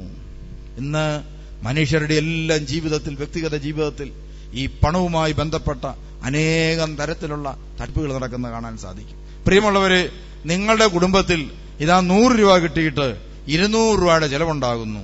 100 രൂപ കൈ കിട്ടിയാൽ ഇതാ 125 രൂപ ഹോസ്പിറ്റലിലും, അതുപോലെ 50 രൂപ കടം മേടിച്ച് മറ്റു കാര്യങ്ങൾക്കും കൊടുക്കേണ്ട രീതിയിൽ ഗതികേടാണോ നിങ്ങൾക്ക് വരുന്നത്? ഓർക്കുക, നിങ്ങളുടെ സാമ്പത്തിക മേഖലയുടെ സോഴ്സ് നിങ്ങൾ കറക്റ്റാക്കണം. പ്രിയമുള്ളവരെ, 1 രൂപ കൊണ്ടും 10 രൂപ കൊണ്ടും 100 കാര്യങ്ങൾ ചെയ്യാൻ ചിലർക്ക് സാധിക്കുമ്പോൾ സമ്പന്നരായ മനുഷ്യർക്ക് ഇതാ ദരിദ്രനായി ജീവിക്കേണ്ടി വരുന്നു. എന്തുകൊണ്ടാണ്? അധർമ്മ മാർഗങ്ങളിലൂടെ ധനസമാധാനം നടത്തുന്നതുകൊണ്ടാണ്. അതുകൊണ്ടാണ് മദ്യവും മറ്റുമായിട്ട് ഇതാ ധനസമ്പാദനം നടത്തിയ 100 കണക്കിന് കുടുംബങ്ങൾ ഇന്ന് കേരളത്തിലുണ്ട്. അവരുടെ എല്ലാം മക്കളുടെ കാലം വന്നപ്പോൾ അവരുടെ സ്വത്തും സമ്പത്തുമെല്ലാം നശിച്ച് മനസമാധാനമില്ലാതെയായി, സന്തോഷമില്ലാതെയായി, തകർന്ന് അവരുടെ മക്കൾ വഴിതെറ്റിപ്പോയി തകർന്നു പോകുന്ന കാഴ്ച ഇന്ന് സുലഭമായിട്ട് കാണാൻ സാധിക്കും. അതുകൊണ്ട് പ്രിയമുള്ളവരെ, അതുപോലെ കൈക്കൂലി മേടിച്ച് നല്ല ഗവൺമെന്റ് ഉദ്യോഗസ്ഥനായിരിക്കാം, പക്ഷേ കൈക്കൂലി മേടിച്ച് പണമുണ്ടാക്കി നീ ജീവിക്കുന്നവനാണോ? നിന്റെ ജീവിതത്തിന്റെ ഒരു പ്രത്യേക ഘട്ടം വന്നു കഴിയുമ്പോൾ നീ സമ്പാദിച്ച പണത്തിന്റെ ഇരട്ടിയായ പണം നിന്നെ കൈവിട്ട് പോകും എന്ന് കണ്ടുകൊണ്ടിരിക്കുന്ന കാഴ്ചയാണ്. ഇതാണ് യിരെമ്യാ പ്രവാചകൻ 17:10 പറയുന്നത്. 17:10. ഹൃദയം മറ്റെന്തിനേക്കാളും കാപട്യമുള്ളതാണ്, ശോചനീയമാവിധം ദുഷിച്ചതുമാണ്. അതിനെ ആർക്കാണ് മനസ്സിലാക്കാൻ കഴിയുക? കർത്താവായ ഞാൻ മനസ്സിനെ പരിശോധിക്കുകയും ഹൃദയത്തെ പരീക്ഷിക്കുകയും ചെയ്യുന്നു.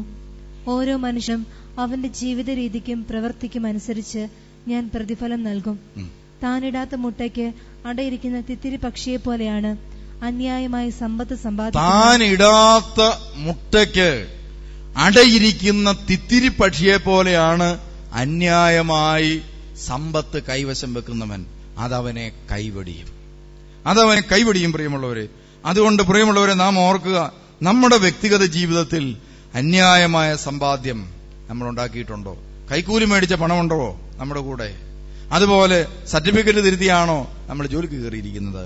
അങ്ങനെ പോയിട്ടുണ്ടോ? മകളെ അങ്ങോട്ട് വിട്ടിട്ടുണ്ടോ? എങ്കിൽ ഇതാ പശ്ചാത്തപിക്കുക, മാപ്പ് ചോദിക്കുക, പരിഹാരം ചെയ്യുക. ഈ മക്കളുടെ കാലത്തും തലമുറയുടെ കാലത്തും ചെയ്യുകയില്ലെന്ന് തമ്പുരാനോട് മാപ്പ് ചോദിക്കുക. അതുകൊണ്ട് പ്രിയമുള്ളവരെ, നമ്മുടെയൊക്കെ വ്യക്തിഗത ജീവിതത്തിൽ ഇതുപോലത്തെ തെറ്റുകളും കുറ്റങ്ങളും പല മനുഷ്യരും ആവർത്തിക്കുന്നത് കാണാൻ സാധിക്കും. പിന്നീട് സംഭവിക്കുന്നു, അവരുടെ ദൈവകൃപ അവരെ വിട്ട് പോകാനിടയായിത്തീരും. ഈ ദേവാലയത്തിൽ ഇടവകയായിരിക്കുന്ന ഒരു കുടുംബം, അവിടുത്തെ ഒരു പെങ്കൊച്ച് ഇതാ ബാംഗ്ലൂര് പഠിക്കാൻ പോയി.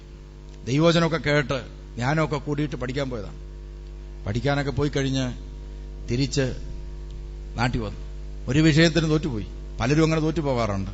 തോറ്റുപോയവരെല്ലാം ഇതാ പലരും ബാംഗ്ലൂരും മറ്റ് സ്ഥലങ്ങളിൽ നിന്നും സർട്ടിഫിക്കറ്റുകൾ സംഘടിപ്പിച്ചൊക്കെ പല ഹോസ്പിറ്റലുകളിലും ജോലിക്ക് കയറി. ഞാൻ പല അവധിക്കാലത്ത് വരുമ്പോഴും എന്നെ വന്ന് കാണാറുണ്ട്. അപ്പോഴൊക്കെ വളരെ സന്തോഷത്തോടുകൂടി എന്നോട് പറയും, ധ്യാനമൊക്കെ കൂടി തിരുവചനങ്ങളൊക്കെ കേട്ടതുകൊണ്ട് അടിക്കടി കുമ്പസാരിക്കാനും പ്രാർത്ഥിക്കാനും ഒക്കെ സാധിക്കുന്നുണ്ട്. അതുകൊണ്ട് കൂട്ടുകാർക്കൊക്കെ പല ദൈവവചനങ്ങളും പറഞ്ഞു കൊടുക്കാൻ പറ്റി. അതുകൊണ്ട് കൂടെ പ്രയാസമുള്ള കുഞ്ഞുങ്ങളൊക്കെ എന്റെ അടുക്ക വരാറുണ്ട്. ഞാൻ അവതരിച്ച സമാധാനമൊക്കെ പറഞ്ഞു കൊടുക്കും.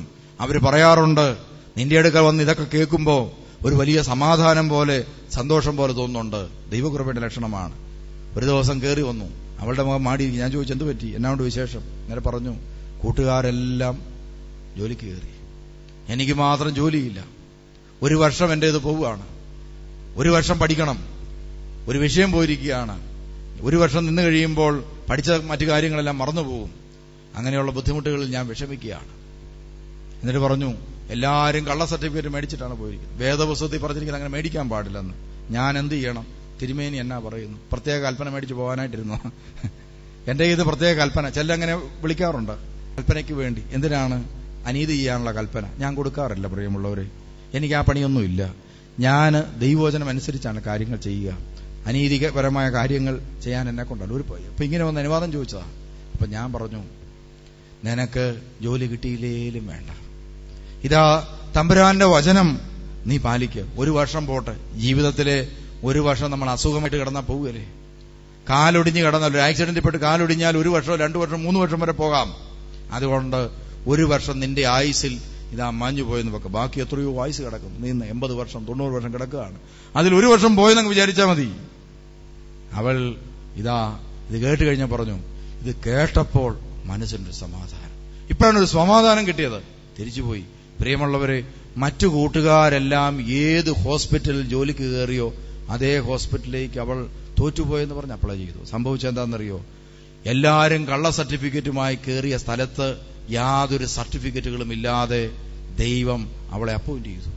കണ്ടോ? ദൈവം അവളെ അപ്പോയിന്റ് ചെയ്തു. വളരെ സാക്ഷ്യത്തോടുകൂടി എന്നോട് വന്ന് അവൾ ആ സാക്ഷ്യം പറഞ്ഞു.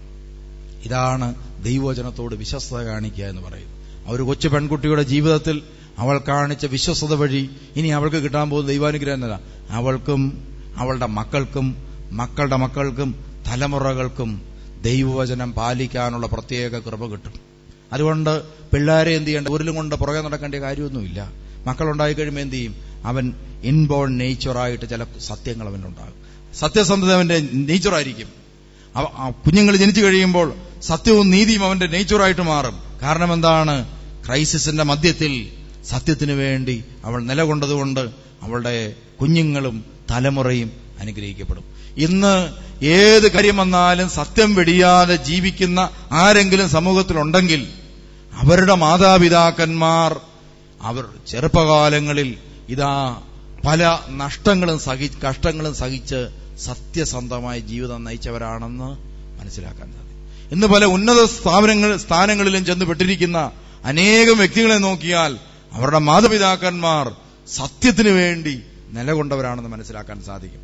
അതുകൊണ്ട് എന്നെ കേട്ടുകൊണ്ടിരിക്കുന്ന മാതാപിതാക്കന്മാരെ, എനിക്ക് നിങ്ങളോട് ഓർമ്മിപ്പിക്കാനായിട്ടുള്ളത്, നിങ്ങളുടെ വ്യക്തിഗത ജീവിതത്തിൽ അധാർമിക സമ്പത്ത് കൊണ്ട് നിങ്ങൾ എന്തെങ്കിലും നേടിയിട്ടുണ്ടോ?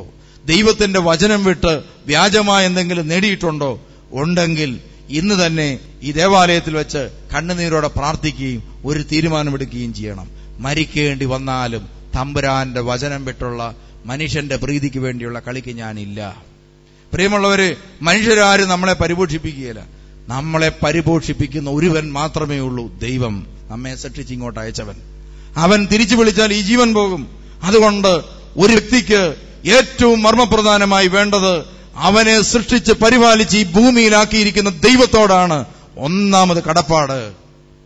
രണ്ടാമത് അവനെ പെറ്റ് പ്രസവിച്ച ഈ ഭൂമിയിലേക്ക് അയച്ചിരിക്കുന്ന സഭയോട് അവന് കടപ്പാടുണ്ടാകണം. അവനെ വിശുദ്ധീകരിക്കാൻ വേണ്ടി ക്രമീകരിച്ചിരിക്കുന്ന കൂദാശകളോട് കടപ്പാടുണ്ടാകണം. അതിനുശേഷമേ ഉള്ളൂ പ്രിയമുള്ളവരെ ബാക്കിയെല്ലാം അതിനുശേഷമേ ഉള്ളൂ. അതിനുശേഷം ദൈവത്തിന്റെ വചനം പറഞ്ഞിരിക്കുന്ന പ്രയോറിറ്റി അനുസരിച്ച് ദൈവത്തിന്റെ കൽപ്പനകളോട് നാം വിശ്വസ്തനാകണം.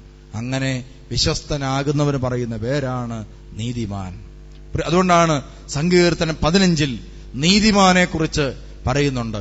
അവൻ കൃപയുടെ സിംഹാസനത്തിൽ അവൻ ഉപഭൂഷണനാകും. 15-ാം സങ്കീർത്തനം നമുക്ക് ഒന്ന് വായിക്കാം. ഈ സങ്കീർത്തനം സാധാരണയായിട്ട് ഉപയോഗിക്കുന്ന എവിടെയാണെന്നറിയോ? നമ്മുടെ സഭയിലെ ഒരു പാട്ടാണ് ഈ സങ്കീർത്തനം. നമ്മുടെ സഭയിൽ ഈ സങ്കീർത്തനം ഒരു പാട്ടായിട്ട് ഉപയോഗിക്കുന്നുണ്ട്. എവിടെയാണെന്നറിയാവോ? അറിയാവുന്ന ആരെങ്കിലും ഉണ്ടെ കൈവക്കി. എവിടെയാണ്? ഒച്ചത്തിപ്പറ. സങ്കീർത്തനം 15 ഉപയോഗിക്കുന്ന എവിടെയാണ്? ആ പട്ടം കുടയ്ക്ക് പാടുന്ന പാട്ടാണ് ഈ സങ്കീർത്തനം. ആദ്യം പാടുന്ന പാട്ടാണ്. ഉണ്ടോ? വായിച്ചേ. കർത്താവേ, അങ്ങയുടെ കൂടാരത്തിൽ ആർ വസിക്കും? അങ്ങയുടെ കൃപയുടെ കൂടാരത്തിൽ ആരാണ് വസിക്കുന്നത്? അങ്ങയുടെ വിശുദ്ധഗിരിയിൽ ആർ വാസമുറപ്പിക്കും? ആര് വാസമുറപ്പിക്കും? നിഷ്കളങ്കനായി ജീവിക്കുകയും നീതി മാത്രം പ്രവർത്തിക്കുകയും ഹൃദയം തുറന്ന് സത്യം പറയുകയും ചെയ്യുന്നവൻ. കണ്ടോ എന്തൊക്കെ കാര്യങ്ങളാണ് വേണ്ടത്? നിഷ്കളങ്കനായി. ഒന്ന് നിഷ്കളങ്കത എന്ന് പറഞ്ഞാൽ ഉള്ളും പുറവും എങ്ങനെ ഇരിക്കണം? ഒരുപോലെ ഇരിക്കണം. പിന്നെ നീതി മാത്രം പ്രവർത്തിക്കുകയും ദൈവവചനത്തോട് വിശ്വസ്തരായിരിക്കണം, നീതി പ്രവർത്തിക്കുക. 2, 3 ഹൃദയം തുറന്ന് സത്യം പറയുകയും. ഹൃദയം തുറന്ന് സംസാരിക്കണം. അകത്തുള്ളത് നമ്മൾ പറയണം. നമ്മൾ പുറമെ എന്നാ കൊണ്ട് വിശേഷം ചോദിച്ചിട്ട് നമ്മൾ ഉള്ളിൽ പറയരുത്, നിനക്കിട്ട് ഞാൻ വെച്ചിട്ടുണ്ട് എന്ന് പറയരുത്. അതാണ് ഹൃദയം തുറന്ന് സംസാരിക്കാതിരിക്കുക. പുറമെ ചിരിച്ച് കാണിച്ചിട്ട് ഇതാ അകത്തുനിന്ന് വേറെ കാര്യങ്ങൾ. ഇതാണ് ഹൃദയം തുറന്ന് സംസാരിക്കാതിരിക്കുക. ഹൃദയത്തുറവി അതുള്ള മനുഷ്യർ എത്രയോ നല്ല മനുഷ്യരാണ്. അവരുടെ കൂടെ നമ്മൾ ജീവിക്കുന്ന എത്രയോ സന്തോഷമുള്ള കാര്യമാണ്. ഞാൻ ഇന്നലെ ഇങ്ങോട്ട് പോരുമ്പോൾ എന്റെ കൂടെ ഒരാൾ യാത്ര ചെയ്യുന്നുണ്ട്. ഒരു മുസ്ലിം സമുദായത്തിൽപ്പെട്ട ഒരു വ്യക്തിയാണ്. എന്റെ തൊട്ടടുത്ത സീറ്റയിലായിരിക്കും. ആ വ്യക്തിയോട് ഞാൻ സാധാരണ വഴിയെ പോകുമ്പോൾ ആരോടും മിണ്ടാറില്ല. അപ്പോൾ ഞാനിങ്ങനെ മിണ്ടാതെ കണ്ണടച്ച് 24 മണിക്കൂർ ഉറങ്ങാതെ ഇരുന്നതാണ്. അപ്പോൾ ഉറങ്ങാനുള്ള ശ്രമത്തിൽ ഞാൻ കണ്ണടച്ചിരുന്നു.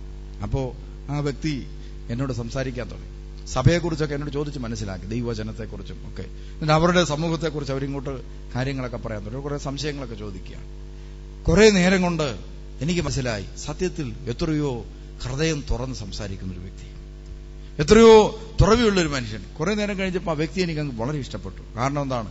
വളരെ ഹൃദയം തുറന്ന് ആ വ്യക്തി നമ്മളോട് സംസാരിക്കുന്നു. നമുക്ക് മനസ്സിലാവും, അങ്ങനെയുള്ള വ്യക്തികളുടെ അവിടെ നമുക്ക് മനസ്സിലാകും. അതുകൊണ്ട് പറയുമ്പോൾ ഹൃദയ തുറവിയുള്ളവരായി നമ്മൾ മാറണം. ഇനി വായിച്ചേ. പരദൂഷണം പറയരുത്. മറ്റൊരുത്തനെ കുറിച്ച് എന്ത് ചെയ്യരുത്?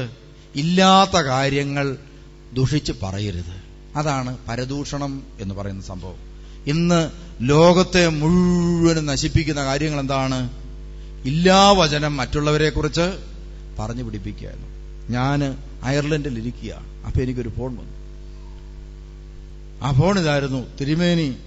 തിരുമേനിയെ കുറിച്ച് തിരുമേനി കുറെ കാര്യങ്ങൾ ലോകത്തോട് പറഞ്ഞതായി തിരുമേനിയുടെ സൈറ്റിൽ നിന്ന് പുറത്തു വന്നിട്ടുണ്ട്. അപ്പൊ ഞാൻ ചോദിച്ചു, എനിക്ക് അങ്ങനെ ഒരു സൈറ്റ് ഇല്ലല്ലോ.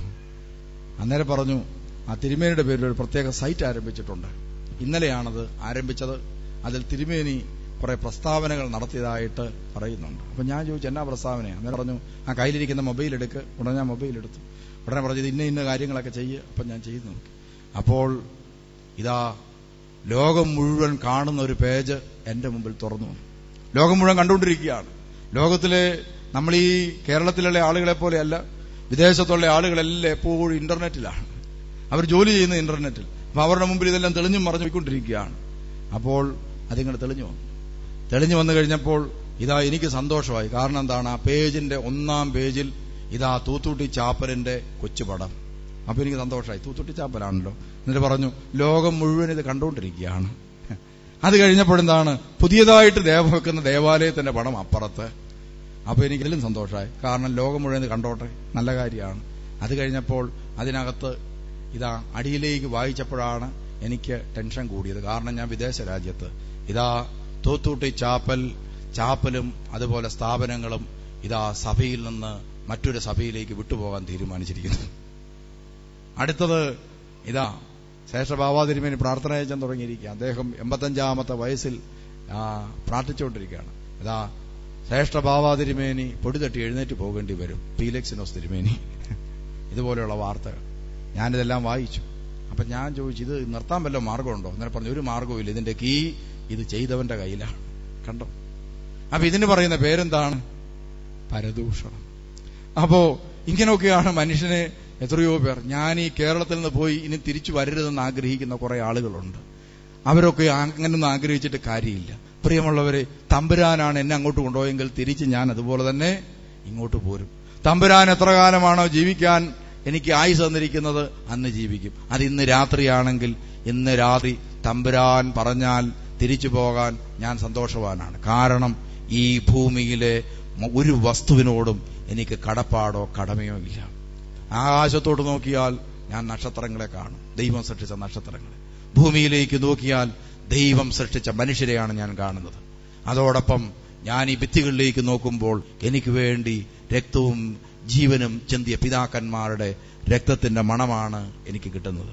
അതോടൊപ്പം ഞാൻ ഈ ദേവാലയത്തിലേക്ക് നോക്കുമ്പോൾ എന്നെ ഈ ദേവാലയത്തിനും ഈ സഭയ്ക്കും വേണ്ടി പ്രസവിച്ചിട്ട എന്റെ മാതാവായ സഭയാണ് ഞാൻ കാണുന്നത്. അതുകൊണ്ട് പ്രിയമുള്ളവരെ, പരദൂഷകനും ഏഷണിക്കാരനും ശപിക്കപ്പെട്ടവൻ. അപ്പൊ ഞാൻ പറഞ്ഞു വന്നത്, നമ്മളിതുപോലെ ഇല്ലാവചനം എന്നെക്കുറിച്ച്, അത് നിങ്ങൾ അയലോക്കംകാരനെ കുറിച്ച് പറയുന്നതിനേക്കാൾ വേദം അച്ഛന്മാരെ കുറിച്ച് ഞങ്ങളെക്കുറിച്ചും പറയുന്നതാണ്. കാരണം നാക്കയിൽ അങ്ങനെയെങ്കിലും നിങ്ങൾക്കൊരു സുഖം കിട്ടട്ടെ. പക്ഷെ അയലോക്കംകാരനെ കുറിച്ച്, അയൽക്കാരനെ കുറിച്ച്, ബന്ധുവിനെ കുറിച്ച്, ഭാര്യയെക്കുറിച്ച്, ഭർത്താവിനെ കുറിച്ച്, അതുപോലെ മറ്റുള്ളവരെ കുറിച്ച് നമ്മൾ എന്ത് പറയരുത്? ദൂഷണങ്ങൾ പറയരുത്. അപ്പൊ പരദൂഷകൻ ദൈവരാജ്യം കാണില്ല. വായിക്കാം. സ്നേഹിതനെ ദ്രോഹിക്കുകയോ അയൽക്കാരനെതിരെ അപവാദം പരത്തുകയോ ചെയ്യാത്തവൻ ദുഷ്ടനെ പരിഹാസ്യനായി കരുതുകയും ദൈവവചനം ലംഘിക്കുന്നവനെ പരിഹാസ്യനായി കാണുകയും ദൈവഭക്തനോട് ആദരം കാണിക്കുകയും. ഒരു ദൈവഭക്തനെ കണ്ടാൽ അവൻ ആരായിക്കൊള്ളട്ടെ, അവനോട് ആദരവുണ്ടാകണം നമുക്ക്. പിന്നെ നഷ്ടം അതുകൊണ്ടല്ലേ കൊർന്നേലിയൂസ് എന്ന് പറയുന്ന മനുഷ്യനെ ഞാൻ നിങ്ങൾക്ക് പരിചയപ്പെടുത്തി ഇന്നലെ. ആ മനുഷ്യൻ ദൈവഭക്തനാണെന്ന് കണ്ടപ്പോൾ തെരഞ്ഞെടുക്കപ്പെട്ടവനായ പത്രോസ് അപ്പോസ്തലൻ കൊർന്നേലിയൂസ് എന്ന് പറയുന്ന മനുഷ്യന്റെ അടുക്കലേക്ക് ഇതാ ഇറങ്ങിച്ചു. അദ്ദേഹം പറഞ്ഞു, ഞാൻ പോവുകയില്ല, ഞാന് ഇത് അശുദ്ധമായതൊന്നും കഴിക്കുകയല്ല. കർത്താവ് ചോദിച്ചു, ഞാൻ വിശുദ്ധീകരിച്ചതിനെ നീ അശുദ്ധമെന്ന് പറയുന്നു? അങ്ങനെ കൊർന്നേലിയൂസിന്റെ അടുക്കിലേക്ക് പോയി ആ ദൈവഭക്തനായ മനുഷ്യനോട് ആദരം കാണിച്ച പത്രോസ് അപ്പോസ്തലനെയാണ് നാം കാണുന്നത്. പ്രിയമുള്ളവരെ, അങ്ങനെ നീതിമാനവും ദൈവഭക്തനോടും ആദരവും സ്നേഹവും നമുക്കുണ്ടാവണം. പിന്നെ നഷ്ടം സഹിച്ചും പ്രതിജ്ഞ നിറവേറ്റുകയും ചെയ്യുന്നവൻ. നഷ്ടം സഹിച്ചും ഒരു തീരുമാനമെടുത്താൽ, ഒരു നിലപാടെടുത്താൽ, ഏത് കഷ്ടനഷ്ടങ്ങളുടെയും മധ്യത്തിൽ ദൈവത്തോടെടുത്തിരിക്കുന്ന നിലപാടുകൾക്കും തീരുമാനങ്ങൾക്കും മാറ്റമില്ലാതെ ജീവിക്കുന്നവൻ. പിന്നെ കടത്തിന് പലിശ ഈടാക്കുകയോ. പലിശയുടെ പരിപാടി നിർത്തണം. നമ്മുടെ ചില ആളുകളുണ്ട്, പ്രിയമുള്ളവര്, നല്ല ജീവിതമൊക്കെയാണ്, സായാഹ്ന ധ്യാനം സ്ഥിരമായി കൂടുന്നുണ്ട്, അതങ്ങനെ പോകുന്നു. പിന്നെ വെള്ളിയാഴ്ച പ്രാർത്ഥനയ്ക്ക് വരാതിരിക്കാൻ പറ്റുമോ? അതുകൊണ്ട് വെള്ളിയാഴ്ച പ്രാർത്ഥന. അതോടൊപ്പം ബുധനാഴ്ച പ്രാർത്ഥനയ്ക്ക് വരാതിരിക്കാൻ പറ്റുമോ? ബുധനാഴ്ച. അങ്ങനെ നമ്മുടെ ഭാരം കൊണ്ട് ഈ തൂണൊക്കെ വിഷമിച്ചിരിക്കുകയാണ്. അങ്ങനെ നമ്മൾ ഈ തൂണെ ചാരിയിരിക്കുകയാണ്. പക്ഷേ തിരിച്ചു ചെന്ന് കഴിയുമ്പോൾ എന്താണ്? അയൽക്കാരന്റെ കയ്യിൽ നിന്ന് 100 രൂപ കൊടുത്തിട്ട് 250 മേടിക്കുന്ന പലിശ പരിപാടി കണ്ടോ? അങ്ങനെ എത്രയോ പേരുടെ സ്വത്തുക്കൾ നാം കൈവശം വെച്ചിട്ടുണ്ടാവാം. ആ സ്വത്തുക്കൾ മൂലം നാം ശപിക്കപ്പെടും. പ്രിയമുള്ളവരെ, നമ്മൾ നമ്മുടെ മക്കളുടെയും ജീവിതത്തിലെ സമാധാനം മുഴുവനും ഈ സ്വത്തും സമ്പത്തും മൂലം, പലിശയ്ക്ക് മേടിച്ച സ്വത്തും സമ്പത്തും മൂലം നശിക്കാനിടയായി തീരും. അതുകൊണ്ട് ഞാൻ പൂർണ്ണമായും ബ്ലേഡ് കമ്പനിക്ക് എതിരാണ്. അതുകൊണ്ട് പ്രിയമുള്ളവര്, ഈ കേൾക്കുന്ന ഏതെങ്കിലും ദൈവമക്കളുണ്ടെങ്കിൽ അവരിന്ന് ആ പരിപാടി നിർത്തണം, തീരുമാനമെടുക്കണം. അധ്വാനിച്ച്, കർത്താവ് പറഞ്ഞിരിക്കുന്നതാണ്, നീ അധ്വാനിച്ച വിയർപ്പിന്റെ ഫലം കൊണ്ട് ജീവിക്കണം, അധ്വാനിച്ച് ജീവിക്കണം. അതുകൊണ്ട് നിന്റെ വിയർപ്പിന്റെ ഫലം കൊണ്ട് ജീവിക്കണം. നമ്മുടെ ശരീരാധ്വാനമില്ലാതെ ജീവിക്കാൻ വേണ്ടി നടത്തുന്ന ധനസമ്പാദന മാർഗങ്ങൾ നമ്മുടെ ജീവിതത്തെയും നമ്മുടെ ആയുസ്സിനെയും കുറയ്ക്കാനിടയായി തീരും എന്നതിന് യാതൊരു സംശയവുമില്ല. അതുകൊണ്ട് പണസമ്പാദനത്തിനു വേണ്ടി ഇതാ മനുഷ്യന്റെ കയ്യിൽ നിന്ന് പലിശ ഈടാക്കി ഇതാ അവരെ കഷ്ടപ്പെടുത്തുന്ന മനുഷ്യർക്ക് ദുരിതമെന്ന് കർത്ത സങ്കീർത്തകൻ പറയുകയാണ്. അതുകൊണ്ട് പ്രിയമുള്ളവരെ, ഇത്തരത്തിലുള്ള ശരീരാധ്വാനമില്ലാത്ത മാർഗങ്ങളിലൂടെ നിങ്ങൾ എന്ത് ചെയ്യരുത്? പണം സമ്പാദിക്കരുത്. ഞാൻ ഓർക്കുകയാണ്, ഇപ്പോൾ ഈ ധ്യാനത്തിൽ ഒരു ചെറുപ്പക്കാരൻ ഇരിപ്പുണ്ട്. അദ്ദേഹം എന്നോട് വന്ന് പറഞ്ഞു, എൻ്റെ ഈ കുറെ കാശുണ്ടായിരുന്നു, ഞാൻ ആ കാശ് തിരിച്ച് പലിശയ്ക്ക് കൊടുത്തുകൊണ്ടിരിക്കുകയാണ്. കാരണം കിട്ടുന്ന ജോലി കൊണ്ട് എന്ത് ചെയ്യാൻ പറ്റുന്നില്ല, ജീവിക്കാൻ പറ്റുന്നില്ല. അപ്പോ ചില പൈസയൊക്കെ പലിശയ്ക്ക് കൊടുക്കും, അത് പറഞ്ഞ് ജോലിയും ചെയ്യും, രണ്ടുകൂടി അഡ്ജസ്റ്റ് ചെയ്ത് പോകുന്നുണ്ട്. അപ്പോഴാണ് കല്യാണം കഴിച്ചത്. കല്യാണം കഴിച്ചപ്പോൾ പൈസയ്ക്ക് കൂടുതൽ ആവശ്യമായി. ഭാര്യ മനസ്സിലാക്കി കല്യാണം കഴിച്ച് വന്നപ്പോൾ കണ്ടോ, കുടുംബത്തിൽ പറഞ്ഞ പെണ്ണുങ്ങൾ അങ്ങനെ വന്നു കഴിഞ്ഞപ്പോൾ പലിശയ്ക്കാണ് പൈസ കൊടുക്കുന്നതെന്ന് പറഞ്ഞപ്പോൾ ഭർത്താവിനോട് പറഞ്ഞു, നമുക്ക് ശമ്പളം കൊണ്ട് കിട്ടുന്ന രീതി ജീവിച്ചാൽ മതി, ഞാൻ പട്ടിണി കിടന്നോളാം, പക്ഷെ നമുക്ക് ഈ പണം കൊള്ളില്ല, നമുക്ക് നമ്മുടെ മക്കൾക്കും ഈ പണം കൊള്ളില്ല. അങ്ങനെ അവർ തീരുമാനമെടുത്തതിന്റെ അനന്തര ഫലം എന്താണെന്നറിയോ? ഇതാ അവരുടെ കുടുംബത്തിൽ നിന്നും പിൽക്കാലത്ത് അങ്ങനെ തീരുമാനമെടുത്തവർ പ്രാർത്ഥിച്ച് മുന്നോട്ട് പോയി. അപ്പോഴും എന്താണ്, കുടുംബത്തിൽ കുടിയുണ്ട്, പുള്ളിക്കാരന് കുടിയുണ്ട്, അതാ തികയാത്ത കാശ്. കുറെ നാൾ കഴിഞ്ഞപ്പോൾ കുടി നിന്നു. കണ്ടോ, കുറെ നാൾ കഴിഞ്ഞപ്പോൾ കുടി നിന്നു. പിന്നെന്തായി? കുടുംബത്തിൽ പ്രാർത്ഥനയും പാട്ടുമായി, സമാധാനമായി. അവസാനം ഇപ്പോ ഏത് സായാഹ്ന ധ്യാനത്തിനും ഇതാ ക്യാമറ വെച്ചിരിക്കുന്ന പോലെ എന്റെ മുഖത്തോട്ട് നോക്കി ഇവിടെ ഉണ്ട്. എപ്പോ പ്രാർത്ഥനയുണ്ടോ ധ്യാനയോ ഉണ്ടോ അപ്പൊ അവിടെ ഉണ്ട്. കണ്ടോ, തമ്പുരാന്റെ കൃപയിൽ ജീവിക്കാനായിട്ട്. അതാണ് തലമുറകൾക്ക് അനുഗ്രഹമാണ് കിട്ടുന്നത്. നമ്മള് ഒരു പാപം ഉപേക്ഷിച്ചാൽ നമ്മുടെ തലമുറയിലെ നമ്മുടെ മക്കൾക്ക് വേണ്ടി ഒരു വലിയ ബാങ്ക് ബാലൻസ് സ്വർഗത്തിൽ നമുക്ക് നിക്ഷേപം ഉണ്ടാകുകയാണ്. പ്രിയമുള്ള, ഒരു നന്മ നമ്മൾ ചെയ്താൽ, ഒരു പാപം ഉപേക്ഷിക്കാൻ ഈ സായാഹ്ന ധ്യാനം കൊണ്ട് നീ തീരുമാനമെടുത്താൽ, നിന്റെ ജീവിതത്തിലെ ഇതാ നിന്റെ കുടുംബസ്വത്തിൽ ഇതാ സ്വർഗത്തിൽ നിനക്കൊരു നിക്ഷേപമുണ്ടാകും. അതാണ് കർത്താവ് പറഞ്ഞത്. നിനക്കൊരു നിക്ഷേപം ഇവിടെ ഉണ്ടാകും. അപ്പോൾ ഒരു നന്മ ചെയ്താൽ, നീ ഒരു തിന്മ ചെയ്യുമ്പോൾ ഓർക്കുക, നിന്റെ ദൈവാനുഗ്രഹത്തിൽ നിന്ന് ഇതാ ദൈവകൃപ ചോർന്നു പോകും. ഇനി വായിച്ചേ. അതുകൊണ്ട് ഇങ്ങനെ ദൈവകൃപ ചോർന്നു പോകുന്ന ആളുകൾക്ക് അവരുടെ വീട്ടിലേക്ക് വന്ന് ആഞ്ഞടിക്കുന്ന കാര്യങ്ങൾ എന്തൊക്കെയാണെന്ന് ഇനി താഴോട്ട് പറയുകയാണ്. ഇതൊന്നും ഞാൻ വിശദീകരിക്കാൻ, നിങ്ങൾ കേട്ടാൽ മതി. കാരണം വിശദീകരിക്കാൻ കൊള്ളുന്നതിനേക്കാൾ മോശം കാര്യങ്ങളാണ് ജീവിതത്തിലേക്ക് വന്ന് പതിക്കാൻ പോകുന്നത്. അതുകൊണ്ട് ഇനി വായിക്കുന്ന വചനം ശ്രദ്ധിച്ച് കേൾക്കുക. ദൈവകൃപ നിങ്ങളുടെ ജീവിതത്തിൽ നിന്ന് പോയാൽ നിങ്ങളുടെ മക്കളുടെ ജീവിതം വരുമ്പോൾ ഇത്തരം പാപങ്ങൾ കേറി അടിക്കാൻ തുടങ്ങും. വായിച്ചു. അതുകൊണ്ട് ദൈവം അവരെ തങ്ങളുടെ ഭോഗാസക്തികളോട് കൂടെ ഭോഗാസക്തികൾക്ക് വിട്ടുകൊടുത്തു. പിന്നെ ശരീരങ്ങൾ പരസ്പരം അവമാനിതമാക്കുന്നതിന് അശുദ്ധിക്ക് വിട്ടുകൊടുത്തു. ജീവിതത്തിൽ നിന്ന് അശുദ്ധ പാപങ്ങൾ വിട്ടുപോവുകയില്ല. അതുകൊണ്ട് സംഭവിക്കുന്ന എന്താണ്? കുഞ്ഞുങ്ങളെ നന്നായിട്ടൊക്കെ വളർത്തും. കൂദാശ സ്വീകരിക്കുന്നതിന് മുമ്പ് മതിലും വേലിയും ചാടി വേറെ വഴിക്ക്. എന്നാൽ ദൈവഭക്തരുടെ മക്കള് ഇതാ വിദേശ രാജ്യത്ത് ഞാൻ ഓർക്കുകയാണ്, പല കുഞ്ഞുങ്ങളും ഇതാ മദാമയും സായിപ്പും ഒക്കെ അവർക്ക് 13 വയസ്സ് കഴിഞ്ഞാൽ ആരുടെയെങ്കിലും കൂടെ പോയില്ലേ കുഴപ്പമെന്നാ പറയുന്നത്. അങ്ങനെ ഉള്ളിടത്ത് ഇതാ ദൈവവചനം പാലിക്കുന്ന മക്കൾ ദൈവവചനം പാലിച്ച് മാതാപിതാക്കന്മാരെ അനുസരിച്ച് സത്യസന്ധമായി ജീവിക്കുന്ന കാണാൻ സാധിക്കും. ഞാൻ ഇന്നലെ ഒരു കൊച്ചിനോട് പോരാൻ നേരത്തെ ചോദിച്ചു, നീ പോരുന്നോന്ന് ചോദിച്ചു എന്റെ കൂടെ. അന്നേരം അവൻ എന്നോട് പറയാണ്, പപ്പായുടെ ഇഷ്ടം എന്റെ ഇഷ്ടം. വളരെ കൊച്ചു പ്രായമാണ്. നമ്മുടെ ഇവിടുത്തെ ഒരു കൊച്ചിനോട് ചോദിച്ചാൽ ഇത് പറയുമോ? പറയുകയല്ല. കാരണം എന്താ? തമ്പുരാന്റെ വചനം പാലിക്കാത്തതുകൊണ്ടാണ് പിള്ളേര് പറയുന്നത്. വായിച്ചേ. എന്തെന്നാൽ അവർ ദൈവത്തിന്റെ സത്യം ഉപേക്ഷിച്ച് വ്യാജം സ്വീകരിച്ചു. അവർ സൃഷ്ടാവിലുമുപരി സൃഷ്ടിയെ ആരാധിക്കുകയും സേവിക്കുകയും ചെയ്തു. കണ്ടോ, സൃഷ്ടവസ്തുക്കൾ, പണം, സ്വത്ത്, സമ്പത്ത്, സ്ഥാനമാനങ്ങൾ, ഇതിനെ കണ്ടവാനങ്ങ് സ്നേഹിക്കുക. പിന്നെ അവിടുന്ന് എന്നേക്കും വാഴ്ത്തപ്പെട്ടവനാണ്. ആമേൻ. അക്കാരണത്താൽ ദൈവം അവർ നിന്ദ്യമായ പല വികാരങ്ങളും മനുഷ്യ ജീവിതത്തിലേക്ക് കയറി വരും. അതുപോലെ മ്ലേച്ഛ കാര്യങ്ങളിലേക്കും പാപജീവിതത്തിലേക്കും കുഞ്ഞുങ്ങൾ ചാടി വീഴും. ഇന്ന് നമ്മുടെ കുഞ്ഞുങ്ങൾ നേരിടുന്ന ഏറ്റവും വലിയ പ്രതിസന്ധിയാണ്. ഇന്റർനെറ്റും മറ്റു രീതിയിലുമെല്ലാം മ്ലേച്ഛ പാപങ്ങൾ ഇതാ അവന്റെ വിരൽത്തുമ്പിൽ വന്നിരിക്കുകയാണ്. പ്രിയമുള്ളവരെ, മാതാപിതാക്കന്മാർ പോലും അറിയാതെ ആ കുഞ്ഞുങ്ങളുടെയൊക്കെ ജീവിതത്തിലേക്ക് അവരറിയാതെ പാപം കുത്തൊഴുക്ക് പോലെ അവരുടെ മുറികളിലേക്ക് അവർ ഒഴിവിറങ്ങുകയാണ്, അവരുടെ തലയിലേക്ക് വന്ന് കയറുകയാണ്. അങ്ങനെ പാപം കയറി അവരുടെ ബോധം മറഞ്ഞുപോകും. അതോടുകൂടി നന്മ ചെയ്യുന്നതിന് പകരം ഏത് മാരക തിന്മയും ചിന്തിക്കാനും ചെയ്യാനും പറ്റുന്ന ഒരു മാനസിക തലത്തിലേക്ക് അവർ മാറിപ്പോകുന്നു. അവരുടെ സ്ത്രീകൾ സ്വാഭാവിക ബന്ധങ്ങൾക്ക് പകരം പ്രകൃതി വിരുദ്ധ ബന്ധങ്ങളിൽ ഏർപ്പെട്ടു. അതുപോലെ പുരുഷന്മാർ സ്ത്രീകളുമായുള്ള സ്വാഭാവിക ബന്ധം ഉപേക്ഷിക്കുകയും പരസ്പരാസക്തിയാൽ ജ്വലിച്ച് അന്യോന്യം ലജ്ജാകര കൃത്യങ്ങളിൽ ഏർപ്പെടുകയും ചെയ്തു. പല രാജ്യങ്ങളിലും ഇന്ന് പലരും ആവശ്യപ്പെട്ടുകൊണ്ടിരിക്കുകയാണ്, എന്താണ്? സ്ത്രീയും തമ്മിൽ കല്യാണം കഴിക്കാൻ സഭ അനുവാദം കൊടുക്കണം, പുരുഷനും തമ്മിൽ കല്യാണം കഴിക്കാൻ സഭ അനുവാദം കൊടുക്കണമെന്ന് പറഞ്ഞ് ആയിരക്കണക്കിന് ആളുകളാണ് ഇന്ന് പല സഭകളിലും ഇതുപോലെ പ്രശ്നം സൃഷ്ടിച്ചുകൊണ്ടിരിക്കുന്നത്. കണ്ടോ? സഭകളിലെല്ലാം ഇവർ വലിയ പ്രശ്നം സൃഷ്ടിച്ചുകൊണ്ടിരിക്കുകയാണ്, പ്രഷർ ചെയ്തുകൊണ്ടിരിക്കുകയാണ്. ഞങ്ങൾക്ക് ഒന്നിച്ച് ജീവിക്കാൻ അനുവാദം തരണം. അടുത്ത കാലത്ത് നമ്മുടെ മണ്ടക്കാട്ടുകാരൻ ഒരു ചെറുപ്പക്കാരൻ പറഞ്ഞു, അദ്ദേഹത്തിന്റെ കൂടെ ജോലി ചെയ്യാൻ ചെന്ന കാലത്താണായിരുന്നു. ഇപ്പോ പുള്ളി പെൺവേഷം കെട്ടിയാ വരുന്നത്, സ്ത്രീകളുടെ വേഷമാണ്. ഒരു മീറ്റിംഗ് വന്നു കഴിഞ്ഞാൽ പുരുഷന്മാരുടെ മുറിയിലും കയറ്റുകയില്ല, സ്ത്രീകളുടെ മുറിയിലും കയറ്റുകയില്ല. അങ്ങനെ പുള്ളി പുറത്താ. ഇതൊക്കെ ഉള്ള സംഭവമാണ്. അതുകൊണ്ട് പ്രിയമുള്ളവര്, ഇത്തരം മാരക പാപങ്ങളിലേക്ക് പല രാജ്യങ്ങളും ചെന്ന് വീഴാൻ കാരണം എന്താണ്? അവരുടെ മാതാപിതാക്കന്മാരും പൂർവിക തലമുറയും ദൈവത്തെയും കൂദാശകളെയും വചനത്തെയും ലംഘിച്ചു. അതുകൊണ്ട് അവരുടെ വിശ്വാസം പോയി.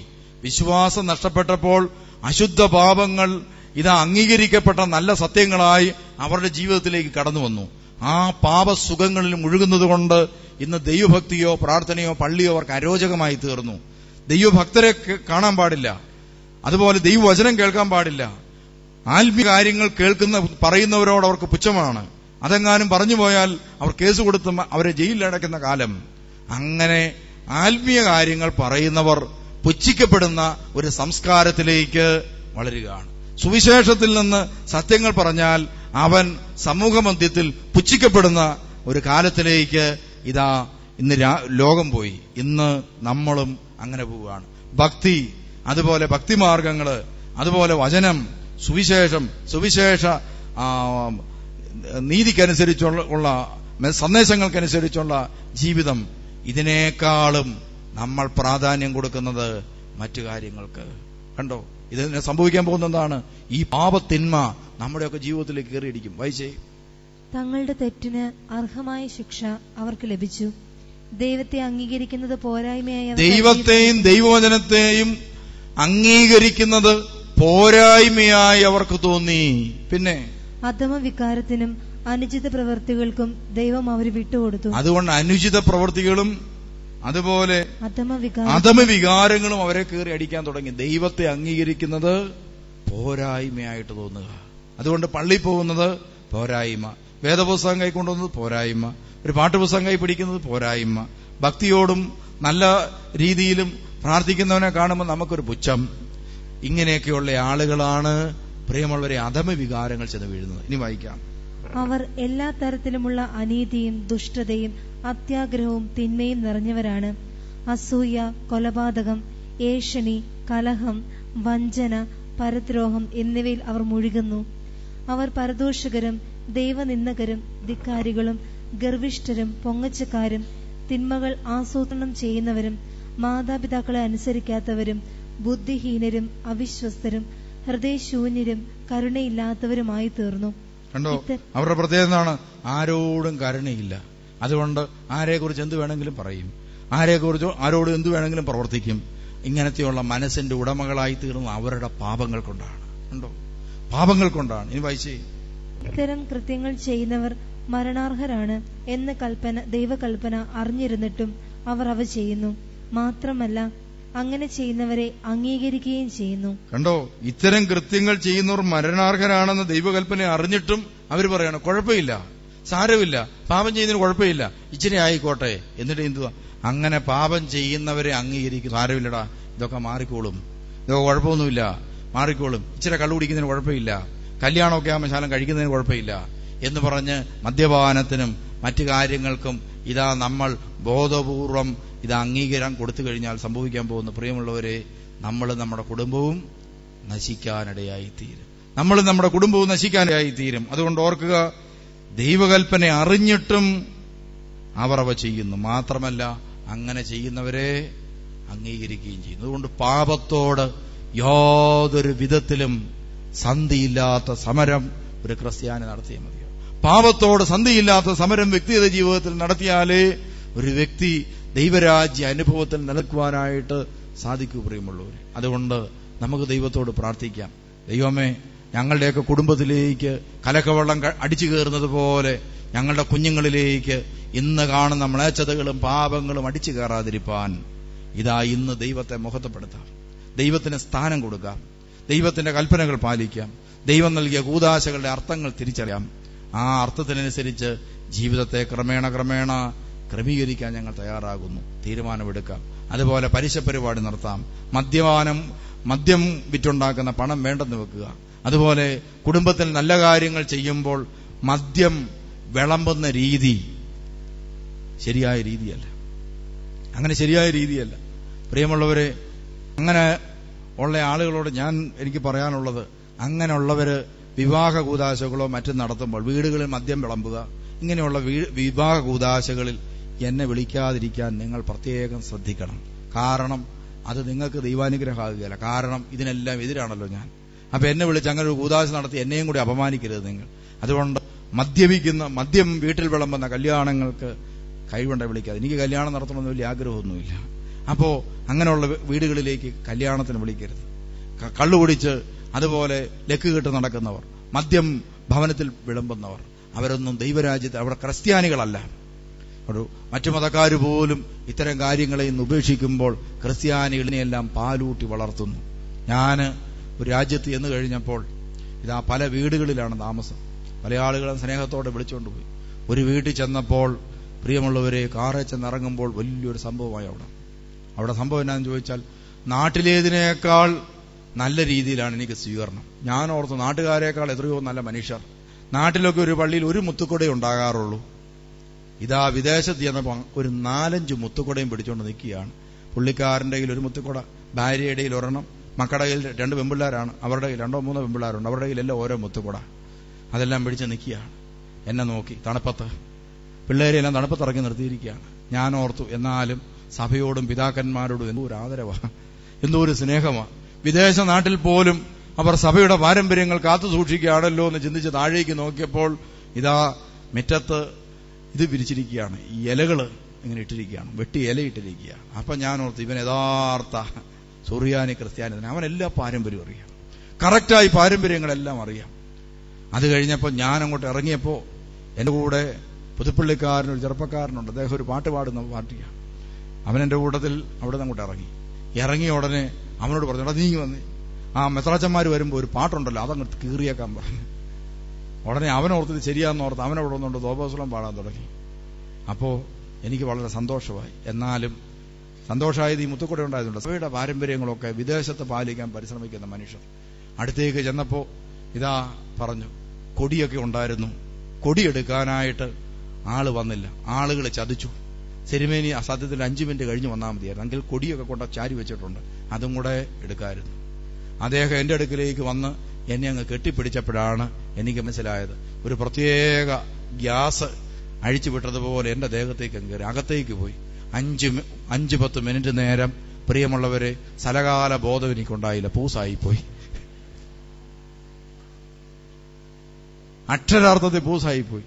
ഇത്രയും സാധനമാണല്ലോ നമ്മുടെ ആളുകൾ കുടിക്കുന്ന മനസ്സ്. ഒറ്റ ശ്വാസത്തിന് പുള്ളി എന്റെ മേൽ ഊതി. നമ്മളൊക്കെ വൈദികർ ഊതാറുണ്ട്. അപ്പൊ എനിക്ക് മനസ്സിലായി, ഞങ്ങൾ മാമോദീസായി ഊതുമ്പം എന്തോ ഒരു ശക്തിയാണ് അവന്റെ മേൽ കയറുന്നെന്ന്. അതുപോലത്തെ ഊത്താണ് അവൻ തിരിച്ചു. ഒറ്റ നിശ്വാസത്തിൽ എന്റെ ഉള്ളിലേക്ക് ഞാൻ അറിയാതെ കുടിച്ചിട്ടുണ്ടെന്നൊരു ബോധ്യമില്ലായിരുന്നു. കാരണം കള്ളുകൂടിയെ കണ്ടാൽ ഞാൻ 2 കിലോമീറ്റർ അപ്പുറത്തൂടെ ഇപ്പൊ പോകത്തുള്ളൂ. അപ്പൊ ഈ ശ്വാസം വന്ന് കയറി. 1/4 മണിക്കൂർ നേരത്തേക്ക് എനിക്ക് ആകെപ്പാടൊരു വിഷമം.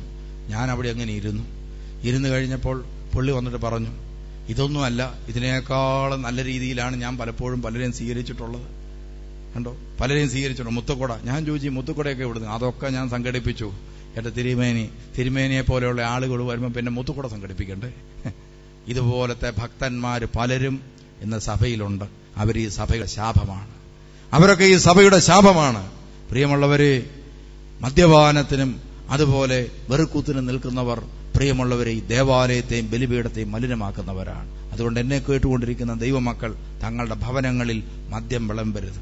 അവിടെ ഫ്രിഡ്ജിനകത്ത് ഇത് വെച്ചാൽ എന്ത് ചെയ്യണം? പെണ്ണുങ്ങൾ അതിനകത്ത് ഉപ്പ് ഇട്ടാൽ മതി. ഉപ്പ് ശുദ്ധീകരിക്കപ്പെടാൻ നമുക്കറിയാമല്ലോ. വീട് കൂതാശയ്ക്ക് വരുമ്പോൾ അച്ഛൻ വെള്ളത്തിലേക്ക് ഉപ്പിടുകയല്ലേ ശുദ്ധീകരിക്കുക. നിങ്ങളും എന്ത് ചെയ്യണം? കുറച്ച് ഉപ്പുകല്ല് വാരി അതിനകത്തേക്ക് ഇടണം. അപ്പൊ കാര്യങ്ങളൊക്കെ ആയിക്കോളും. അപ്പൊ അത് നമ്മൾ ശ്രദ്ധിക്കുക. നിങ്ങൾ ഒരിക്കലും നിങ്ങളുടെ ഭവനത്തിൽ മദ്യം വിളമ്പ എന്ന് പറഞ്ഞുകൊണ്ട് നിങ്ങൾ കുടുംബകലഹമായി മാറരുത്. നിങ്ങളെ സഹി കെട്ടിട്ടായിരിക്കും ബോധമില്ലാതെ വരുന്നത്. അപ്പൊ നിങ്ങൾ ആദ്യം നന്നാകുക. നന്നായി കഴിഞ്ഞ് ഭർത്താവിന് വേണ്ടി മധ്യസ്ഥപ്രാർത്ഥന നടത്തുക. മദ്യം വരുമ്പോൾ പറയുക, ഇതിനേക്കാൾ ഭേദം നിങ്ങൾ എന്നെ കൊല്ലുന്നതാണ് എന്ന് പറയും. നമ്മുടെ മക്കളെ കൊല്ലുന്നതാണ് ഇതിനേക്കാൾ ഭേദം, ബലി കഴിക്കുന്നതാണ് ഇതിനേക്കാൾ ഭേദം എന്ന് പറഞ്ഞ് മനസ്സിലാക്കി കൊടുക്കണം. എന്നിട്ട് ഇതാ സായാഹ്ന ധ്യാനത്തിന് അവിടെ പുട്ടുണ്ടോ കാപ്പിയുണ്ടെന്നൊക്കെ പറഞ്ഞ് വിളിച്ചുകൊണ്ട് വരിക. ഇവിടെ നിന്ന് കേൾക്കുമ്പോൾ ഒരുപക്ഷെ ബോധമുള്ളവനാണെങ്കിൽ, മനസാക്ഷിയുള്ളവനാണെങ്കിൽ, തലയ്ക്ക് വലിയ കുഴപ്പമൊന്നും ഇല്ലാത്ത പാർട്ടിയാണെങ്കിൽ ഈ മൈക്കൊക്കെ വെച്ച് ഇങ്ങനെ എന്നും പറയുമ്പം തന്നെ മാറിക്കൊള്ളും. അങ്ങനെയൊക്കെ മനുഷ്യൻ മാറാറുണ്ട്. എത്രയോ മനുഷ്യരാണ് പലപ്പോഴും ജീവിതം മാറ്റിയിരിക്കുന്നത്. അതുകൊണ്ട് നമുക്ക് മാറാൻ തീരുമാനമെടുക്കാം. നമ്മുടെ വീടിന്റെ സംസ്കാരം മാറട്ടെ. ദൈവവചനത്തിൽ അടിസ്ഥാനപ്പെട്ട ഒരു സംസ്കാരം, അതുപോലെ ദൈവവചനം പാലിക്കുന്ന ഒരു സംസ്കാരം. ഇന്നലെ ഒരു ചെറുപ്പക്കാരൻ, പാമ്പാടിക്കാരനെ അയർലൻഡിൽ വെച്ച് കണ്ടു. അവന്റെ കൊച്ചിന്റെ ബർത്ത്ഡേയാണ്. ബർത്ത്ഡേക്ക് വീട്ടിലൊരു പ്രാർത്ഥനയും കഴിഞ്ഞ് ഞാൻ തിരിച്ചു പോകുമ്പോൾ അവൻ എന്നോട് പറഞ്ഞു, എല്ലാ ബർത്ത്ഡേക്കും ഞാനൊരു പ്രാർത്ഥനയും വെച്ചേക്കും. അപ്പൊ ഞാൻ ചോദിച്ചു, അതെന്താ? എന്റെ കൂടെ പാമ്പാടിയെന്നും മൺറാട്ടെന്നും കുറെ പേര് വന്നിട്ടുണ്ട്. അവർക്കെല്ലാം ബർത്ത്ഡേക്ക് കള്ളു മേടിച്ചു കൊടുക്കേണ്ടി വരും. അതുകൊണ്ട് പ്രാർത്ഥന വെച്ചാൽ പിന്നെ ആ ഭാഗത്തോട്ട് പോരുകയല്ല. കണ്ടോ നമ്മുടെയൊക്കെ ആളുകളെ കുറിച്ച് മറ്റുള്ളവർക്കുള്ള അഭിപ്രായം. അതുകൊണ്ട് ഓർത്തോളുക, നമ്മുടെ വീട്ടിൽ ഒരു പ്രാർത്ഥന വെക്കുക. ഇതുപോലത്തെ കാര്യങ്ങളൊക്കെ ഒഴിവാക്കി, ഒരു വിവാഹമാണെങ്കിൽ വിവാഹത്തിന്റെ അന്ന് ഒരു പ്രാർത്ഥനയോ 2 പാട്ടുമൊക്കെ പാടി ദൈവവചനമൊക്കെ വായിച്ച് ബൈബിളൊക്കെ വായിച്ച് കഴിയുമ്പോൾ ആ കാര്യങ്ങൾ അങ്ങനെ നടന്നു പോകും. അതുപോലെ ഒരു വീട് മേടിച്ചാൽ അത് കൂദാശ ചെയ്യുമ്പോൾ നമ്മൾ പാട്ടും പ്രാർത്ഥന, അന്ന് വൈകിട്ടൊരു പ്രാർത്ഥനായോഗവും പാട്ടും വെക്കുക. അതോടുകൂടി അതുമായി ബന്ധപ്പെട്ട കാര്യങ്ങൾ നീങ്ങിപ്പോകും. അതുപോലെ നമ്മുടെ ജീവിതം വിശുദ്ധീകരിക്കപ്പെടട്ടെ. നമുക്ക് ഒന്ന് പ്രാർത്ഥിക്കാം. എഴുന്നേറ്റ് നിന്ന് അശുദ്ധ പാപങ്ങളിലേക്ക് ദൈവമേ ഈ ലോകത്തെ വിട്ടുകൊടുക്കരുത് എന്ന് പ്രാർത്ഥിക്കുക. ഞാനിത് പറയാൻ കാരണം, അനേകം യുവതീയുവാക്കന്മാർ ചിന്തിക്കാൻ പറ്റാത്ത രീതിയിലുള്ള പാപമലിനതകളാണ് ഇന്ന് ജീവിക്കുന്നത്. അവർ വിട്ടുപോരാൻ പറ്റാത്ത പാപമലിനതകൾ കുടുങ്ങി നശിച്ചുകൊണ്ടിരിക്കുകയാണ് ഈ കാലഘട്ടത്തിൽ. അത് മാതാപിതാക്കന്മാരോ മറ്റു പലരും അറിയുന്നില്ല. എന്നാൽ തിരുവചനങ്ങൾ പ്രഘോഷിക്കുന്ന ഞങ്ങൾ പലപ്പോഴും ഇത്തരം 100 കണക്കിന് കുഞ്ഞുങ്ങളെ കണ്ടുകൊണ്ടിരിക്കുന്നു. വലിയ വലിയ തെറ്റ്, ചെയ്യാൻ പാടില്ലാത്തതും ചിന്തിക്കാൻ പാടില്ലാത്തതും മാരകമായ തെറ്റുകൾ നമ്മുടെ കുഞ്ഞുങ്ങളിൽ പലരും ചെയ്തു കൂട്ടുന്നുണ്ട്. നമ്മൾ അറിയുന്നില്ലെന്ന് മാത്രം. ആ പാപം മൂലം അവരുടെ തലമുറകളിൽ വിശ്വാസം നഷ്ടപ്പെടും. മ്ലേച്ഛതകൾ അവരുടെ വീട്ടിലേക്ക് കയറി വരും. അങ്ങനെ അവരുടെ കുടുംബജീവിതം നശിക്കും. അങ്ങനെ അവരുടെ സംസ്കാരം നശിക്കും. ഈ ആർഷഭാരത സംസ്കാരവും അതുപോലെ ദൈവം നമുക്ക് നൽകിയിട്ടുള്ള ദൈവകൃപയും വലിയ സമ്പത്താണ്. അത് രണ്ടും നമുക്ക് നഷ്ടപ്പെടരുത്. കുടുംബജീവിതത്തിന്റെ ഭദ്രത നഷ്ടപ്പെടാതിരിക്കാൻ നമുക്ക് ദൈവതിരുസന്നിധിയിൽ പ്രാർത്ഥിക്കാം. ദൈവമേ, ഞങ്ങളെ അങ്ങ് അനുഗ്രഹിക്കണമേ. ഞങ്ങളെ വേദനിപ്പിക്കുന്നവരെ അങ്ങ് അനുഗ്രഹിക്കണം. ഞങ്ങളെ പീഡിപ്പിക്കുന്നവരെ അങ്ങ് അനുഗ്രഹിക്കണം. ഞങ്ങളെ ഉപദ്രവിക്കുന്നവരെ അങ്ങ് അനുഗ്രഹിക്കണം. അങ്ങനെ നമുക്ക് പ്രാർത്ഥിക്കാം. നമ്മെ ദുഷിച്ചു വരുന്നവർക്ക് വേണ്ടി പ്രാർത്ഥിക്കാം. അതുപോലെ തെറ്റായ അന്യായമായി വരുന്ന സമ്പത്ത് ഉപേക്ഷിക്കാൻ തീരുമാനിക്കുക. പലിശയ്ക്ക് കൊടുക്കുന്നവരെ നിർത്താൻ തീരുമാനിക്കുക. എനിക്ക് ദൈവം തരുന്നത് മതിയെന്ന് തീരുമാനിക്കുക. നമുക്കങ്ങനെ പ്രാർത്ഥിക്കാം. കണ്ണുകൾ അടച്ച് നമുക്ക് തമ്പുരാനോട് യാചിക്കാൻ. ദൈവമേ, ഞങ്ങൾക്ക് അതിനുള്ള കൃപ തരണമേ. പാപത്തെക്കുറിച്ചുള്ള ബോധം, പശ്ചാത്താപം, എളിമ എല്ലാം നൽകി ഞങ്ങളെ എനിക്ക് പ്രാർത്ഥിക്കാം. അശുദ്ധിയല്ല ചാരമാകട്ടെ, ഞാൻ തിളങ്ങുന്ന മുത്താകട്ടെ. എല്ലാവരും ചേർന്ന് പ്രാർത്ഥിക്കാം. എന്റെ അശുദ്ധിയല്ല ചാരമാകട്ടെ, ഞാൻ തിളങ്ങുന്ന മുത്താകട്ടെ. നിന്റെ ജീവിതത്തിലെ വിഗ്രഹം സമ്പത്താണോ? തമ്പുരാന്റെ മുമ്പിൽ വെക്കുക. നിന്റെ ഏറ്റവും വലിയ സമ്പത്തായി ദൈവത്തെ നീ കാണുക. പ്രാർത്ഥിക്കാം. അശുദ്ധിയല്ല ചാര ഞാൻ തിളങ്ങുന്ന മുത്താകട്ടെ. നിന്റെ ജീവിതത്തിൽ നീ അടിക്കടി അശുദ്ധ ഭാവങ്ങളിൽ വീണുപോകുന്ന വ്യക്തിയാണോ? നീ ഓർക്കുക, നീ ദൈവത്തെ മഹത്വപ്പെടുത്താൻ തുടങ്ങുക. എല്ലാ നന്മകളുടെയും ഉറവിടം ദൈവമാണെന്ന് അംഗീകരിക്കുക. എല്ലാ ദിവസവും എഴുന്നേറ്റ് ദൈവത്തെ സ്തുതിച്ചും മഹത്വപ്പെടുത്തിക്കൊണ്ട് സങ്കീർത്തനങ്ങൾ വായിക്കുക, പ്രാർത്ഥിക്കുക. നിന്റെ എല്ലാ അശുദ്ധിയും ദൈവം വചനത്തിലൂടെ വിശുദ്ധീകരിച്ച് നിന്റെ ഹൃദയത്തെ നിഷ്കളങ്കമാക്കി തീർക്കും. പ്രാർത്ഥിക്കാം. അശുദ്ധിയെല്ലാം ചാരമാകട്ടെ, ഞാൻ തിളങ്ങുന്ന മുത്താകട്ടെ. നിന്റെ ഹൃദയം വെറുപ്പും വിദ്വേഷവും വൈരാഗ്യം കൊണ്ട് നിറഞ്ഞതാണോ? നിനക്ക് മറ്റുള്ളവരെ അംഗീകരിക്കാൻ സാധിക്കുന്നില്ലേ? നീ ദൈവത്തോട് പ്രാർത്ഥിക്കുക. ദൈവമേ, പരദൂഷകനായ, ഏഷണിക്കാരനായ, വെറുപ്പിന്റെ ഉടമയായ എന്നെ നീ രക്ഷിക്കണമേ എന്ന് പ്രാർത്ഥിക്കുക. നിന്റെ ഈ പാപങ്ങൾ നിന്നെ നരകത്തിൽ കൊണ്ടെത്തിക്കും. പാപത്തെ ഉപേക്ഷിക്കാൻ തീരുമാനിക്കാം. എന്റെ അശുദ്ധിയെല്ലാം ചാരമാകട്ടെ, ഞാൻ തിളങ്ങുന്ന മുത്താകട്ടെ. അന്യന്റെ മുതൽ നീ അന്യായമായി തട്ടിയെടുത്തിട്ടുണ്ടോ? മണ്ണ്, മറ്റുള്ളവരുടെ മണ്ണ് നീ സ്വന്തമാക്കിയിട്ടുണ്ടോ? അന്യായമായ കള്ള സർട്ടിഫിക്കറ്റുകൾ നീ നേടിയിട്ടുണ്ടോ? അന്യായമായി കൈക്കൂലി നീ വാങ്ങിയിട്ടുണ്ടോ? നീ മാപ്പി ചോദിക്കുക. ദൈവമേ, എന്റെ ജീവിതത്തിൽ കാലുതെറ്റിയിരിക്കുന്നു, അടിത്തറ ഇളകിയിരിക്കുന്നു. തലമുറകൾക്ക് അത് ശാപമായി തീരാതിരിപ്പാൻ ദൈവമേ, ഞാൻ മാപ്പി ചോദിക്കുന്നു. പ്രാർത്ഥിക്കാം. എന്റെ അശുദ്ധിയെല്ലാം ചാരമാകട്ടെ, ഞാൻ തിളങ്ങുന്ന മുത്താകട്ടെ. ദൈവമേ, ഞങ്ങളൊരു കൂദാശയിലേക്ക് വിളിക്കപ്പെട്ടവരാണ്. മാമോദീസ എന്ന കൂദാശയിലൂടെ ദൈവത്തിന്റെ മകനായി തീർന്ന ഞാൻ ദൈവപിതാവിന്റെ ഇഷ്ടത്തിന് വിരുദ്ധമായി വാക്കും പ്രവൃത്തിയും നിലപാടുകളും കാഴ്ചപ്പാടുകളുമായി ജീവിക്കുന്നവരാണോ? ഇതാ ഞങ്ങൾ മാപ്പി ചോദിക്കുന്നു. തമ്പുരാനെ, ഈ മക്കൾക്ക് വേണ്ടി മാപ്പി ചോദിച്ച് പ്രാർത്ഥിക്കുന്നു. ഇവരുടെ ജീവിതത്തിലെ എല്ലാ പാപത്തിന്റെ അശുദ്ധികളും ബന്ധനങ്ങളും ഇപ്പോൾ പൈശാചിക സ്വാധീനങ്ങളും ഇവരെ വിട്ടുപോകട്ടെ. ഇപ്പോൾ തഴക്ക ദോഷങ്ങൾ വിട്ടുപോകട്ടെ, അശുദ്ധ പാപങ്ങൾ വിട്ടുപോകട്ടെ, സ്വയം ഭോഗം വിട്ടുപോകട്ടെ, അതുപോലെ മ്ലേച്ഛ പാപങ്ങൾ വിട്ടുപോകട്ടെ. സ്വർഗ്ഗഭോഗികൾ സ്വതന്ത്രരാകട്ടെ. ദൈവവചനം പറയുന്നത് പോലെ ലൈംഗികത ദൈവത്തിന്റെ ദാനമായി അംഗീകരിച്ച് കർത്താവെ തിരുവചന പ്രകാരം ജീവിപ്പാൻ എല്ലാവരെയും അംഗീകരിക്കണമേ, അനുഗ്രഹിക്കണമേ. എന്റെ അശുദ്ധിയെല്ലാം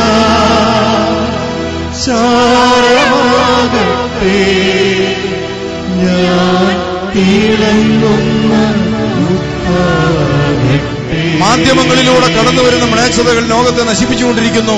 കർത്താവെ, മ്ലേച്ഛത മൂലം മാധ്യമങ്ങളിലൂടെ കടന്നുവരുന്ന മ്ലേച്ഛതകളും പാപവും മൂലം സ്വയം നശിച്ചുകൊണ്ടിരിക്കുന്ന ഞങ്ങളുടെ യുവതി യുവാക്കന്മാരുടെ വിശുദ്ധീകരണത്തിന് വേണ്ടി ഞങ്ങൾ പ്രാർത്ഥിക്കുന്നു. എന്റെ അശുദ്ധിയെല്ലാം ചാരമാകട്ടെ, ഞാൻ തിളങ്ങുന്ന മുത്താകട്ടെ. ഈ നൂറ്റാണ്ടിൽ ഈ പരിശുദ്ധ സഭയെ നീ അനുഗ്രഹിച്ച് വിശുദ്ധീകരിച്ച് ലോകത്തിന്റെ മുമ്പിൽ ഉയർത്താൻ വേണ്ടി പ്രാർത്ഥിക്കുന്നു. എന്റെ അശുദ്ധിയെല്ലാം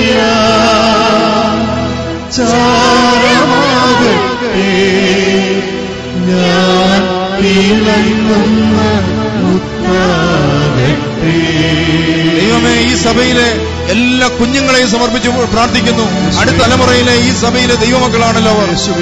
ഇപ്പോൾ കർത്താവ് ഈ കുഞ്ഞുങ്ങളെ ഓരോരുത്തരെയും അങ്ങ് വിശുദ്ധീകരിക്കാനും അവരിൽ നിലനിൽക്കുന്ന പാപത്തിന്റെ കെട്ടുകളും ബന്ധനങ്ങളും പൈശാചിക സ്വാധീനങ്ങളും പൂർണ്ണമായി വിട്ടുപോയി കുഞ്ഞുങ്ങൾ ദൈവത്തെ മഹത്വപ്പെടുത്തുന്ന മാലാഖമാരും ദൈവദൂതന്മാരുമായി മാറുവാൻ ഞങ്ങൾ പ്രാർത്ഥിക്കുന്നു. അശുദ്ധിയെല്ലാം ചാരമാകട്ടെ, ഞാൻ തിളങ്ങുന്ന മുത്താകട്ടെ. മാതാപിതാക്കന്മാരായ നമ്മുടെ ജീവിതത്തിൽ ഉണ്ടായിട്ടുള്ള പാപങ്ങളാണോ നമ്മുടെ കുഞ്ഞുങ്ങളെ ഗ്രസിക്കുന്നത്? തലമുറകളിലൂടെ കടന്നു വന്നിട്ടുള്ള പാപങ്ങൾ ഈ ധ്യാന സമയത്ത്, ഈ സായാഹ്ന ധ്യാന സമയത്ത് നമ്മുടെ ഭവനത്തിൽ നിന്ന് എന്നേക്കുമായി നീങ്ങിപ്പോകട്ടെ. നമ്മുടെ കുഞ്ഞുങ്ങൾ യേശു ക്രിസ്തുവിന്റെ തിരുരക്തത്താൽ സ്വതന്ത്രരായി തീരട്ടെ. അശുദ്ധിയെല്ലാം ചാരമാകട്ടെ. ഞാൻ തിളങ്ങുന്ന മുത്താകട്ടെ. ദൈവമേ, ഇടവകയിലെ ഓരോ കുടുംബങ്ങളെ അങ്ങേക്ക് സമർപ്പിക്കുന്നു. ഈ ധ്യാനത്തിൽ കടന്നു വന്നിരിക്കുന്ന ഓരോ വ്യക്തികളെയും സമർപ്പിക്കുന്നു. വിദൂര ദേശങ്ങളിൽ നിന്ന് ഈ ധ്യാനം കൂടുവാൻ വേണ്ടി കടന്നു വന്നിരിക്കുന്ന മക്കൾ, കണ്ണുനീരോടെ കടന്നു വന്നിരിക്കുന്ന മക്കൾ, അവരുടെ മേലെല്ലാം പരിശുദ്ധാത്മാവിന്റെ നൽവരങ്ങളും രോഗസൗഖ്യങ്ങളും പൈശാചിക ബന്ധന വിമോചനങ്ങളും നടക്കുവാൻ വേണ്ടി ഞങ്ങൾ പ്രാർത്ഥിക്കുന്നു.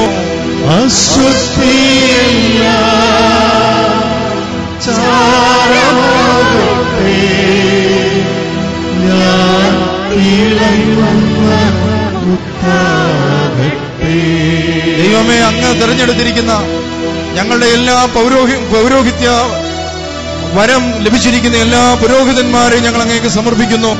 ഈ സഭയ്ക്ക് ദൈവം നൽകിയിട്ടുള്ള ഏറ്റവും വലിയ ദാനം പൗരോഹിത്യമാണല്ലോ.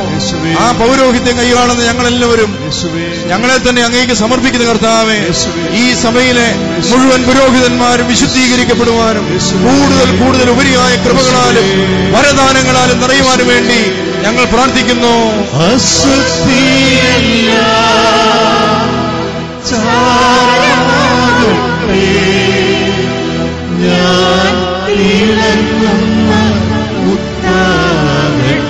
അടുത്ത തലമുറയിൽ സഭയിൽ വൈദികരാകാനിരിക്കുന്ന തെരഞ്ഞെടുക്കപ്പെട്ടിരിക്കുന്ന എല്ലാ കുഞ്ഞുങ്ങളെയും അങ്ങേക്ക് സമർപ്പിക്കുന്നു.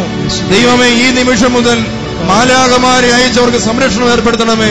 മാരക പാപങ്ങളിൽ ചെന്ന് പെടാതിരിക്കാനും പാപത്തിന്റെ ദോഷങ്ങളിൽ ചെന്ന് പെട്ട് സ്വയം നശിക്കാതിരിക്കാനും തക്കവണ്ണം സ്വർഗത്തിൽ നിന്ന് മാലാഖമാരെ അയച്ച് പാപത്തിൽ വീഴാതെ അവരെ സംരക്ഷിക്കാൻ വേണ്ടി വിശുദ്ധന്മാരുടെ പ്രത്യേക മധ്യസ്ഥത അവരുടെ പിന്നാലെ എപ്പോഴും ഉണ്ടായിരിക്കാൻ വേണ്ടി ഞങ്ങൾ പ്രാർത്ഥിക്കുന്നു.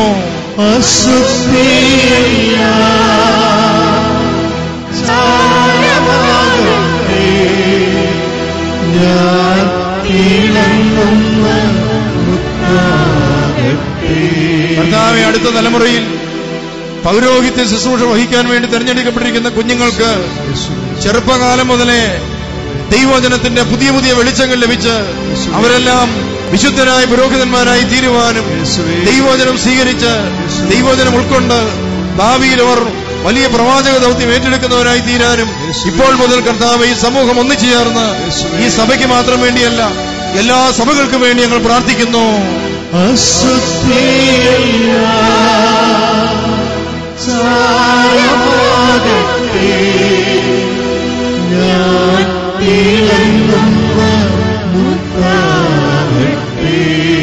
കാരുണ്യവാനായ ദൈവമേ, ഞങ്ങളുടെ എല്ലാ പ്രധാനാചാര്യന്മാർക്കും വേണ്ടി ഞങ്ങൾ പ്രത്യേകം പ്രാർത്ഥിക്കുന്നു.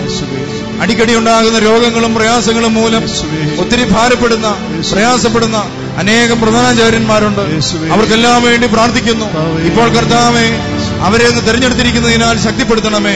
പരിശുദ്ധാത്മാവിന്റെ വലിയ ശക്തിയും കൃപകൾ കൊണ്ടും അവരെ നിറച്ച് കൂടുതൽ ഉപരിയായി വിശുദ്ധീകരിക്കുവാൻ വേണ്ടി പ്രാർത്ഥിക്കുന്നു.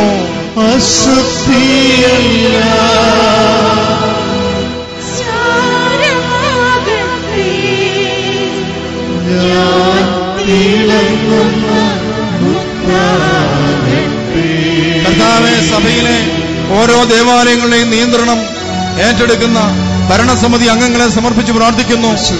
ഈ കേരളത്തിലെ കർത്താവേ, മലങ്കര സഭയിലെ എല്ലാ ഇടവകളിലെയും ഭരണസമിതി അംഗങ്ങൾ പരിശുദ്ധാത്മാവ് കൊണ്ട് നിറയുവാനും വിശുദ്ധീകരിക്കപ്പെടുവാനും പുതിയ ഉൾക്കാഴ്ചകൾ കൊണ്ട് നിറയുവാനും ദൈവഭയമുള്ളവരായി തീരുവാനും വേണ്ടി ഞങ്ങൾ പ്രാർത്ഥിക്കുന്നു.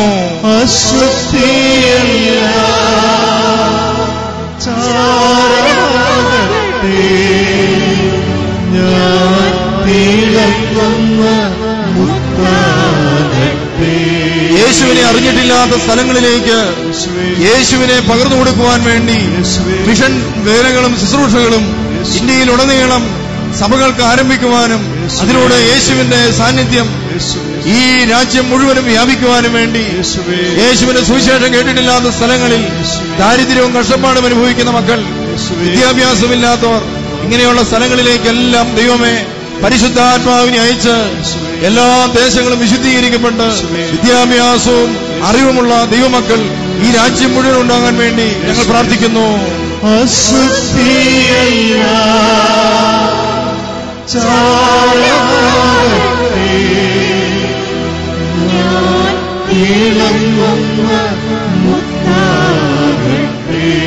കുടുംബങ്ങളെ മധ്യക്ഷാപ്രാക്കി തീർക്കുന്ന ഗ്രഹനാഥന്മാരും പുരുഷന്മാരും കർത്താവെ ഇന്ന് ഈ രാത്രിയിൽ മാനസാന്തരപ്പെടുവാനും അവർക്ക് വെളിച്ചം ലഭിക്കുവാനും വേണ്ടി ഞങ്ങൾ പ്രാർത്ഥിക്കുന്നു.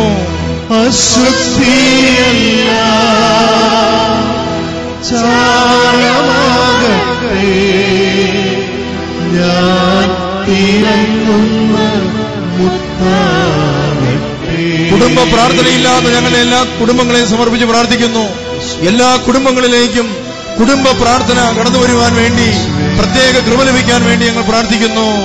അശുദ്ധിയല്ല ചാരമാകട്ടെ ഞാൻ തിളങ്ങുന്ന മുത്താകട്ടെ. വിശുദ്ധ കുർബാനയോട് അവഗണന കാണിക്കുന്ന, വിശുദ്ധ കുർബാനയെ തിരസ്കരിക്കുന്ന, വിശുദ്ധ കുർബാന വിശുദ്ധിയോടെ അനുഭവിക്കാതെ നിന്ദിക്കുന്ന മക്കൾക്കെല്ലാം മാനസാന്തരം ഉണ്ടാകാൻ വേണ്ടി ഞങ്ങൾ പ്രാർത്ഥിക്കുന്നു. അശുദ്ധിയല്ല ചാരമാകട്ടെ ഞാൻ തിളങ്ങുന്ന മുത്താകട്ടെ. കർത്താവെ, കൂടുതൽ കൂടുതൽ നന്മ പ്രവൃത്തികൾ മറ്റുള്ളവർക്ക് വേണ്ടി ചെയ്യുവാൻ ഞങ്ങൾക്കിപ്പോൾ നല്ല പ്രചോദനം നൽകണമേ.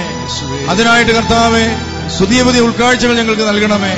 പുതിയ പുതിയ ശുശ്രൂഷകൾ ആരംഭിക്കുവാൻ ഞങ്ങളെ അങ്ങ് അനുകരിച്ച് വളർത്തണമേ.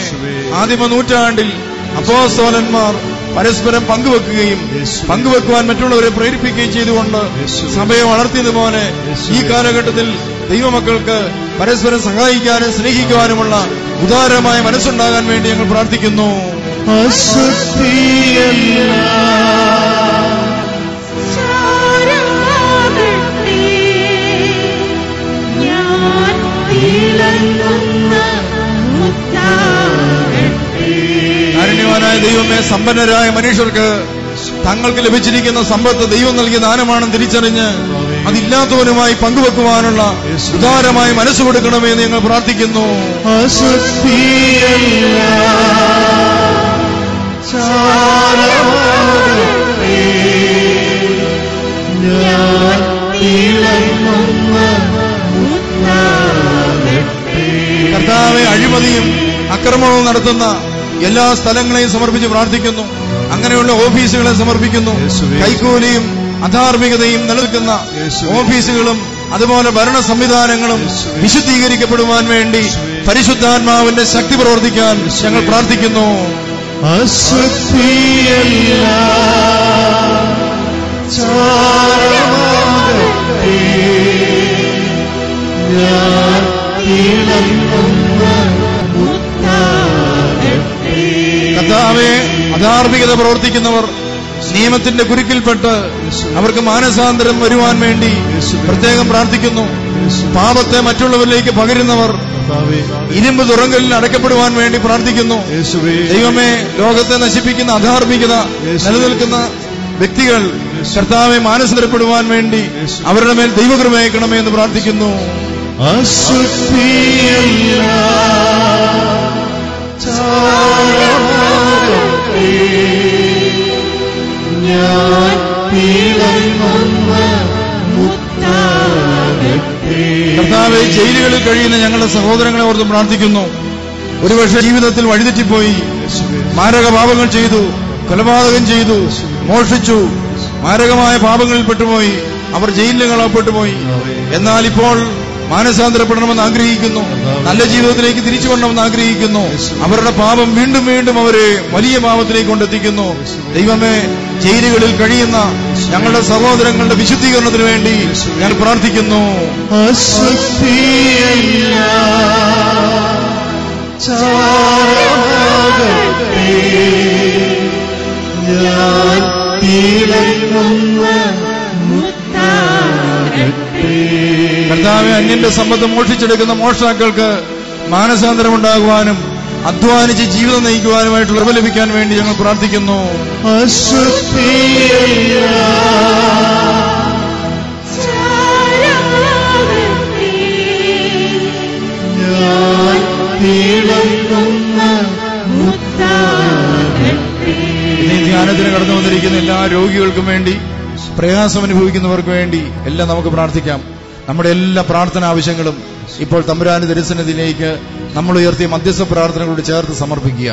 മറ്റുള്ളവർക്ക് വേണ്ടി മധ്യസ്ഥ പ്രാർത്ഥന നടത്താൻ തുടങ്ങുമ്പോൾ ദൈവം നമ്മെ സമൃദ്ധമായിട്ട് അനുഗ്രഹിക്കും. നാം ഏതെല്ലാം മേഖലയിൽ മധ്യസ്ഥ പ്രാർത്ഥന നടത്തിയോ ആ മധ്യസ്ഥ പ്രാർത്ഥന നടത്തിയ സമൂഹങ്ങളിൽ ദൈവം നമ്മെ ഉപകരണങ്ങളാക്കി തീർക്കും. അതുകൊണ്ട് നമ്മൾ ആത്മാർത്ഥമായി ഇപ്പോൾ ഈ ദേവാലയത്തിലും പരിസരത്തിലും കണ്ണുനീരോടെ വേദനയോടെ ഏതെങ്കിലും ദൈവമക്കൾ പ്രാർത്ഥിക്കുന്നുണ്ടെങ്കിൽ അവർക്ക് വേണ്ടി നമുക്ക് പ്രാർത്ഥിക്കാം. ഒരുപക്ഷെ ഹൃദയവേദനയോടെ തകർന്ന മനസ്സുമായി അനേകം മക്കൾ കടന്നു വന്നിട്ടുണ്ടാവാം. അവർ നമുക്ക് ചുറ്റുപാട് നിൽപ്പുണ്ട്. ആരോടും തുറന്നു പറയാൻ പോലും ഒരവസരം അവർക്കുണ്ടാവുന്നില്ല. അങ്ങനെ വേദനിക്കുന്ന ഒത്തിരി മക്കളുണ്ട്. ദൈവമേ, അവരെ ഞങ്ങളാരും കാണുന്നില്ലെങ്കിലും അങ്ങ് അവരെ കാണുന്നല്ലോ. അവരായിരിക്കുന്ന സ്ഥലത്ത് അവരുടെ കരങ്ങളിൽ അങ്ങപ്പോൾ പിടിക്കുന്നല്ലോ. അങ്ങ് അവരെ സുഖപ്പെടുത്തുന്നല്ലോ. ഞങ്ങൾ വിശ്വസിക്കുന്നു. ഇപ്പോൾ ഈ പ്രാർത്ഥനാ സമയത്ത് ഇവിടെ നെഞ്ചുപൊട്ടി കരയുന്ന വേദനിക്കുന്ന മക്കളുടെ ആവശ്യങ്ങളുടെ മേൽ ഒരു മകനെന്ന നിലയിൽ മകളെന്ന നിലയിൽ ദൈവം പ്രവർത്തിക്കാൻ ഇപ്പോൾ ഇതിടയായി തീരട്ടെ. ഈ മദ്ബഹായിൽ നിന്ന് ദൈവത്തിന്റെ ഇതാ പ്രകാശം ഒഴുകിയിറങ്ങി ഓരോ വ്യക്തികളും അവർ നിൽക്കുന്ന സ്ഥലത്ത് അനുഗ്രഹിക്കപ്പെടാൻ വേണ്ടി ഞങ്ങൾ വിശ്വാസത്തോടെ പ്രാർത്ഥിക്കുന്നു. വിശ്വസിച്ചാൽ നീ ദൈവമഹത്വം ദർശിക്കുമെന്ന് ഞാൻ നിന്നോട് പറഞ്ഞില്ലേ എന്ന് ലാസറിന്റെ കുഴിമാടത്തിൽ വെച്ച് പറഞ്ഞ ദൈവമേ, അങ്ങയിൽ വിശ്വസിച്ചുകൊണ്ട് ഞങ്ങൾ ഇപ്പോൾ ഈ ജനത്തിനു വേണ്ടി പ്രാർത്ഥിക്കുന്നു. വെള്ളത്തിന്റെ മേൽ നടന്നു വന്ന പത്രോസ് അപ്പോസ്തലനോട് അവിശ്വാസിയാകാതെ വിശ്വാസിയായിരിക്കാൻ പറഞ്ഞുകൊണ്ട് ഇതാ അവനെ കരം പിടിച്ചുയർത്തിയ ദൈവമേ, ഞങ്ങൾ അങ്ങയിൽ വിശ്വസിച്ചുകൊണ്ട് ഞങ്ങൾ ഇതാ പ്രാർത്ഥിക്കുന്നു. കാനാവിലെ കല്യാണ വിരുന്നിൽ പരിശുദ്ധ അമ്മയുടെ കണ്ണുനീരും പ്രാർത്ഥനയും കണ്ട് അവരുടെ കുറവുകളെ പരിഹരിച്ച ദൈവമേ, അങ്ങയിൽ വിശ്വസിച്ചുകൊണ്ട് ഇന്ന് ഞങ്ങൾ പ്രാർത്ഥിക്കുന്നു. ഞങ്ങളുടെ മധ്യസ്ഥ പ്രാർത്ഥന ഇന്ന് ഉയർത്തിയ എല്ലാ പ്രാർത്ഥനകളുടെ മേലും അത്ഭുതകരമായ ഇടപെടലുകൾ ഉണ്ടാകാൻ വേണ്ടി പ്രാർത്ഥിക്കുന്നു. ദൈവമേ, സ്വർഗം തുറക്കാൻ വേണ്ടി പ്രാർത്ഥിക്കുന്നു.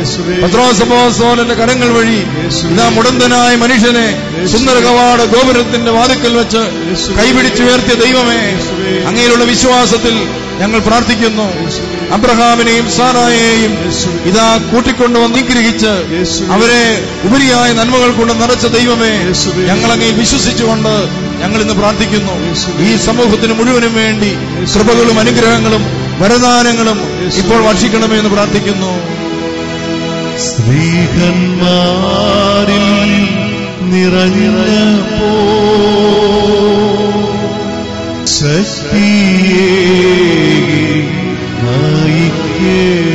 എല്ലാവരും തീഷ്ണതയോടെ പ്രാർത്ഥിക്കുക.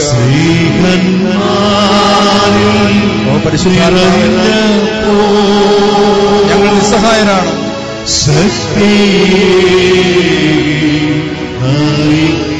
ഒന്നും ചെയ്യുവാനുള്ള കഴിവ് ഞങ്ങൾക്കില്ല.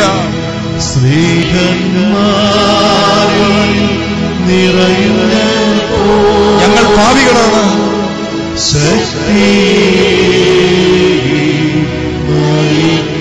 ദൈവമേ, ഞങ്ങൾ ബലഹീനരാണ്.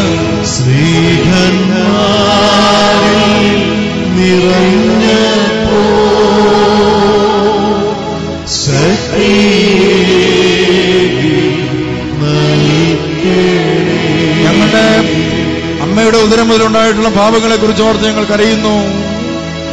സ്ത്രീകന്മാരിൽ നിറഞ്ഞപ്പോ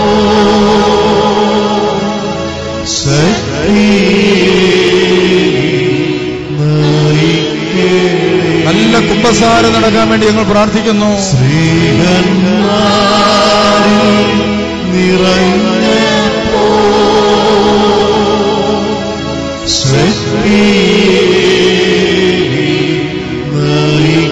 അബോർഷനിലൂടെ നശിക്കുന്ന ജീവന് വേണ്ടി ഞങ്ങൾ പ്രാർത്ഥിക്കുന്നു. സ്ത്രീകന്മാരിൽ നിറഞ്ഞപ്പോ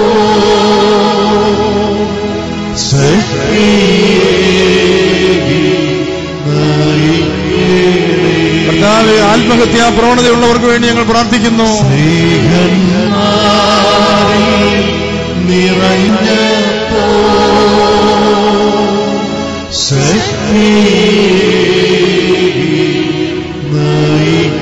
മാനസിക രോഗികൾക്ക് വേണ്ടിയും ബുദ്ധി മാന്യം സംഭവിച്ചവർക്ക് വേണ്ടിയും പ്രാർത്ഥിക്കുന്നു.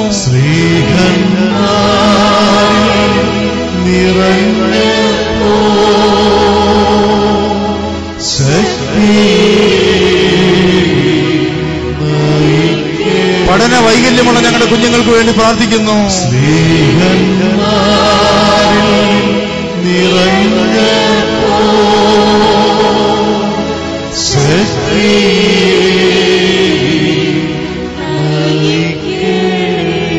സ്വർഗസ്ഥനായ ഞങ്ങളുടെ പിതാവേ,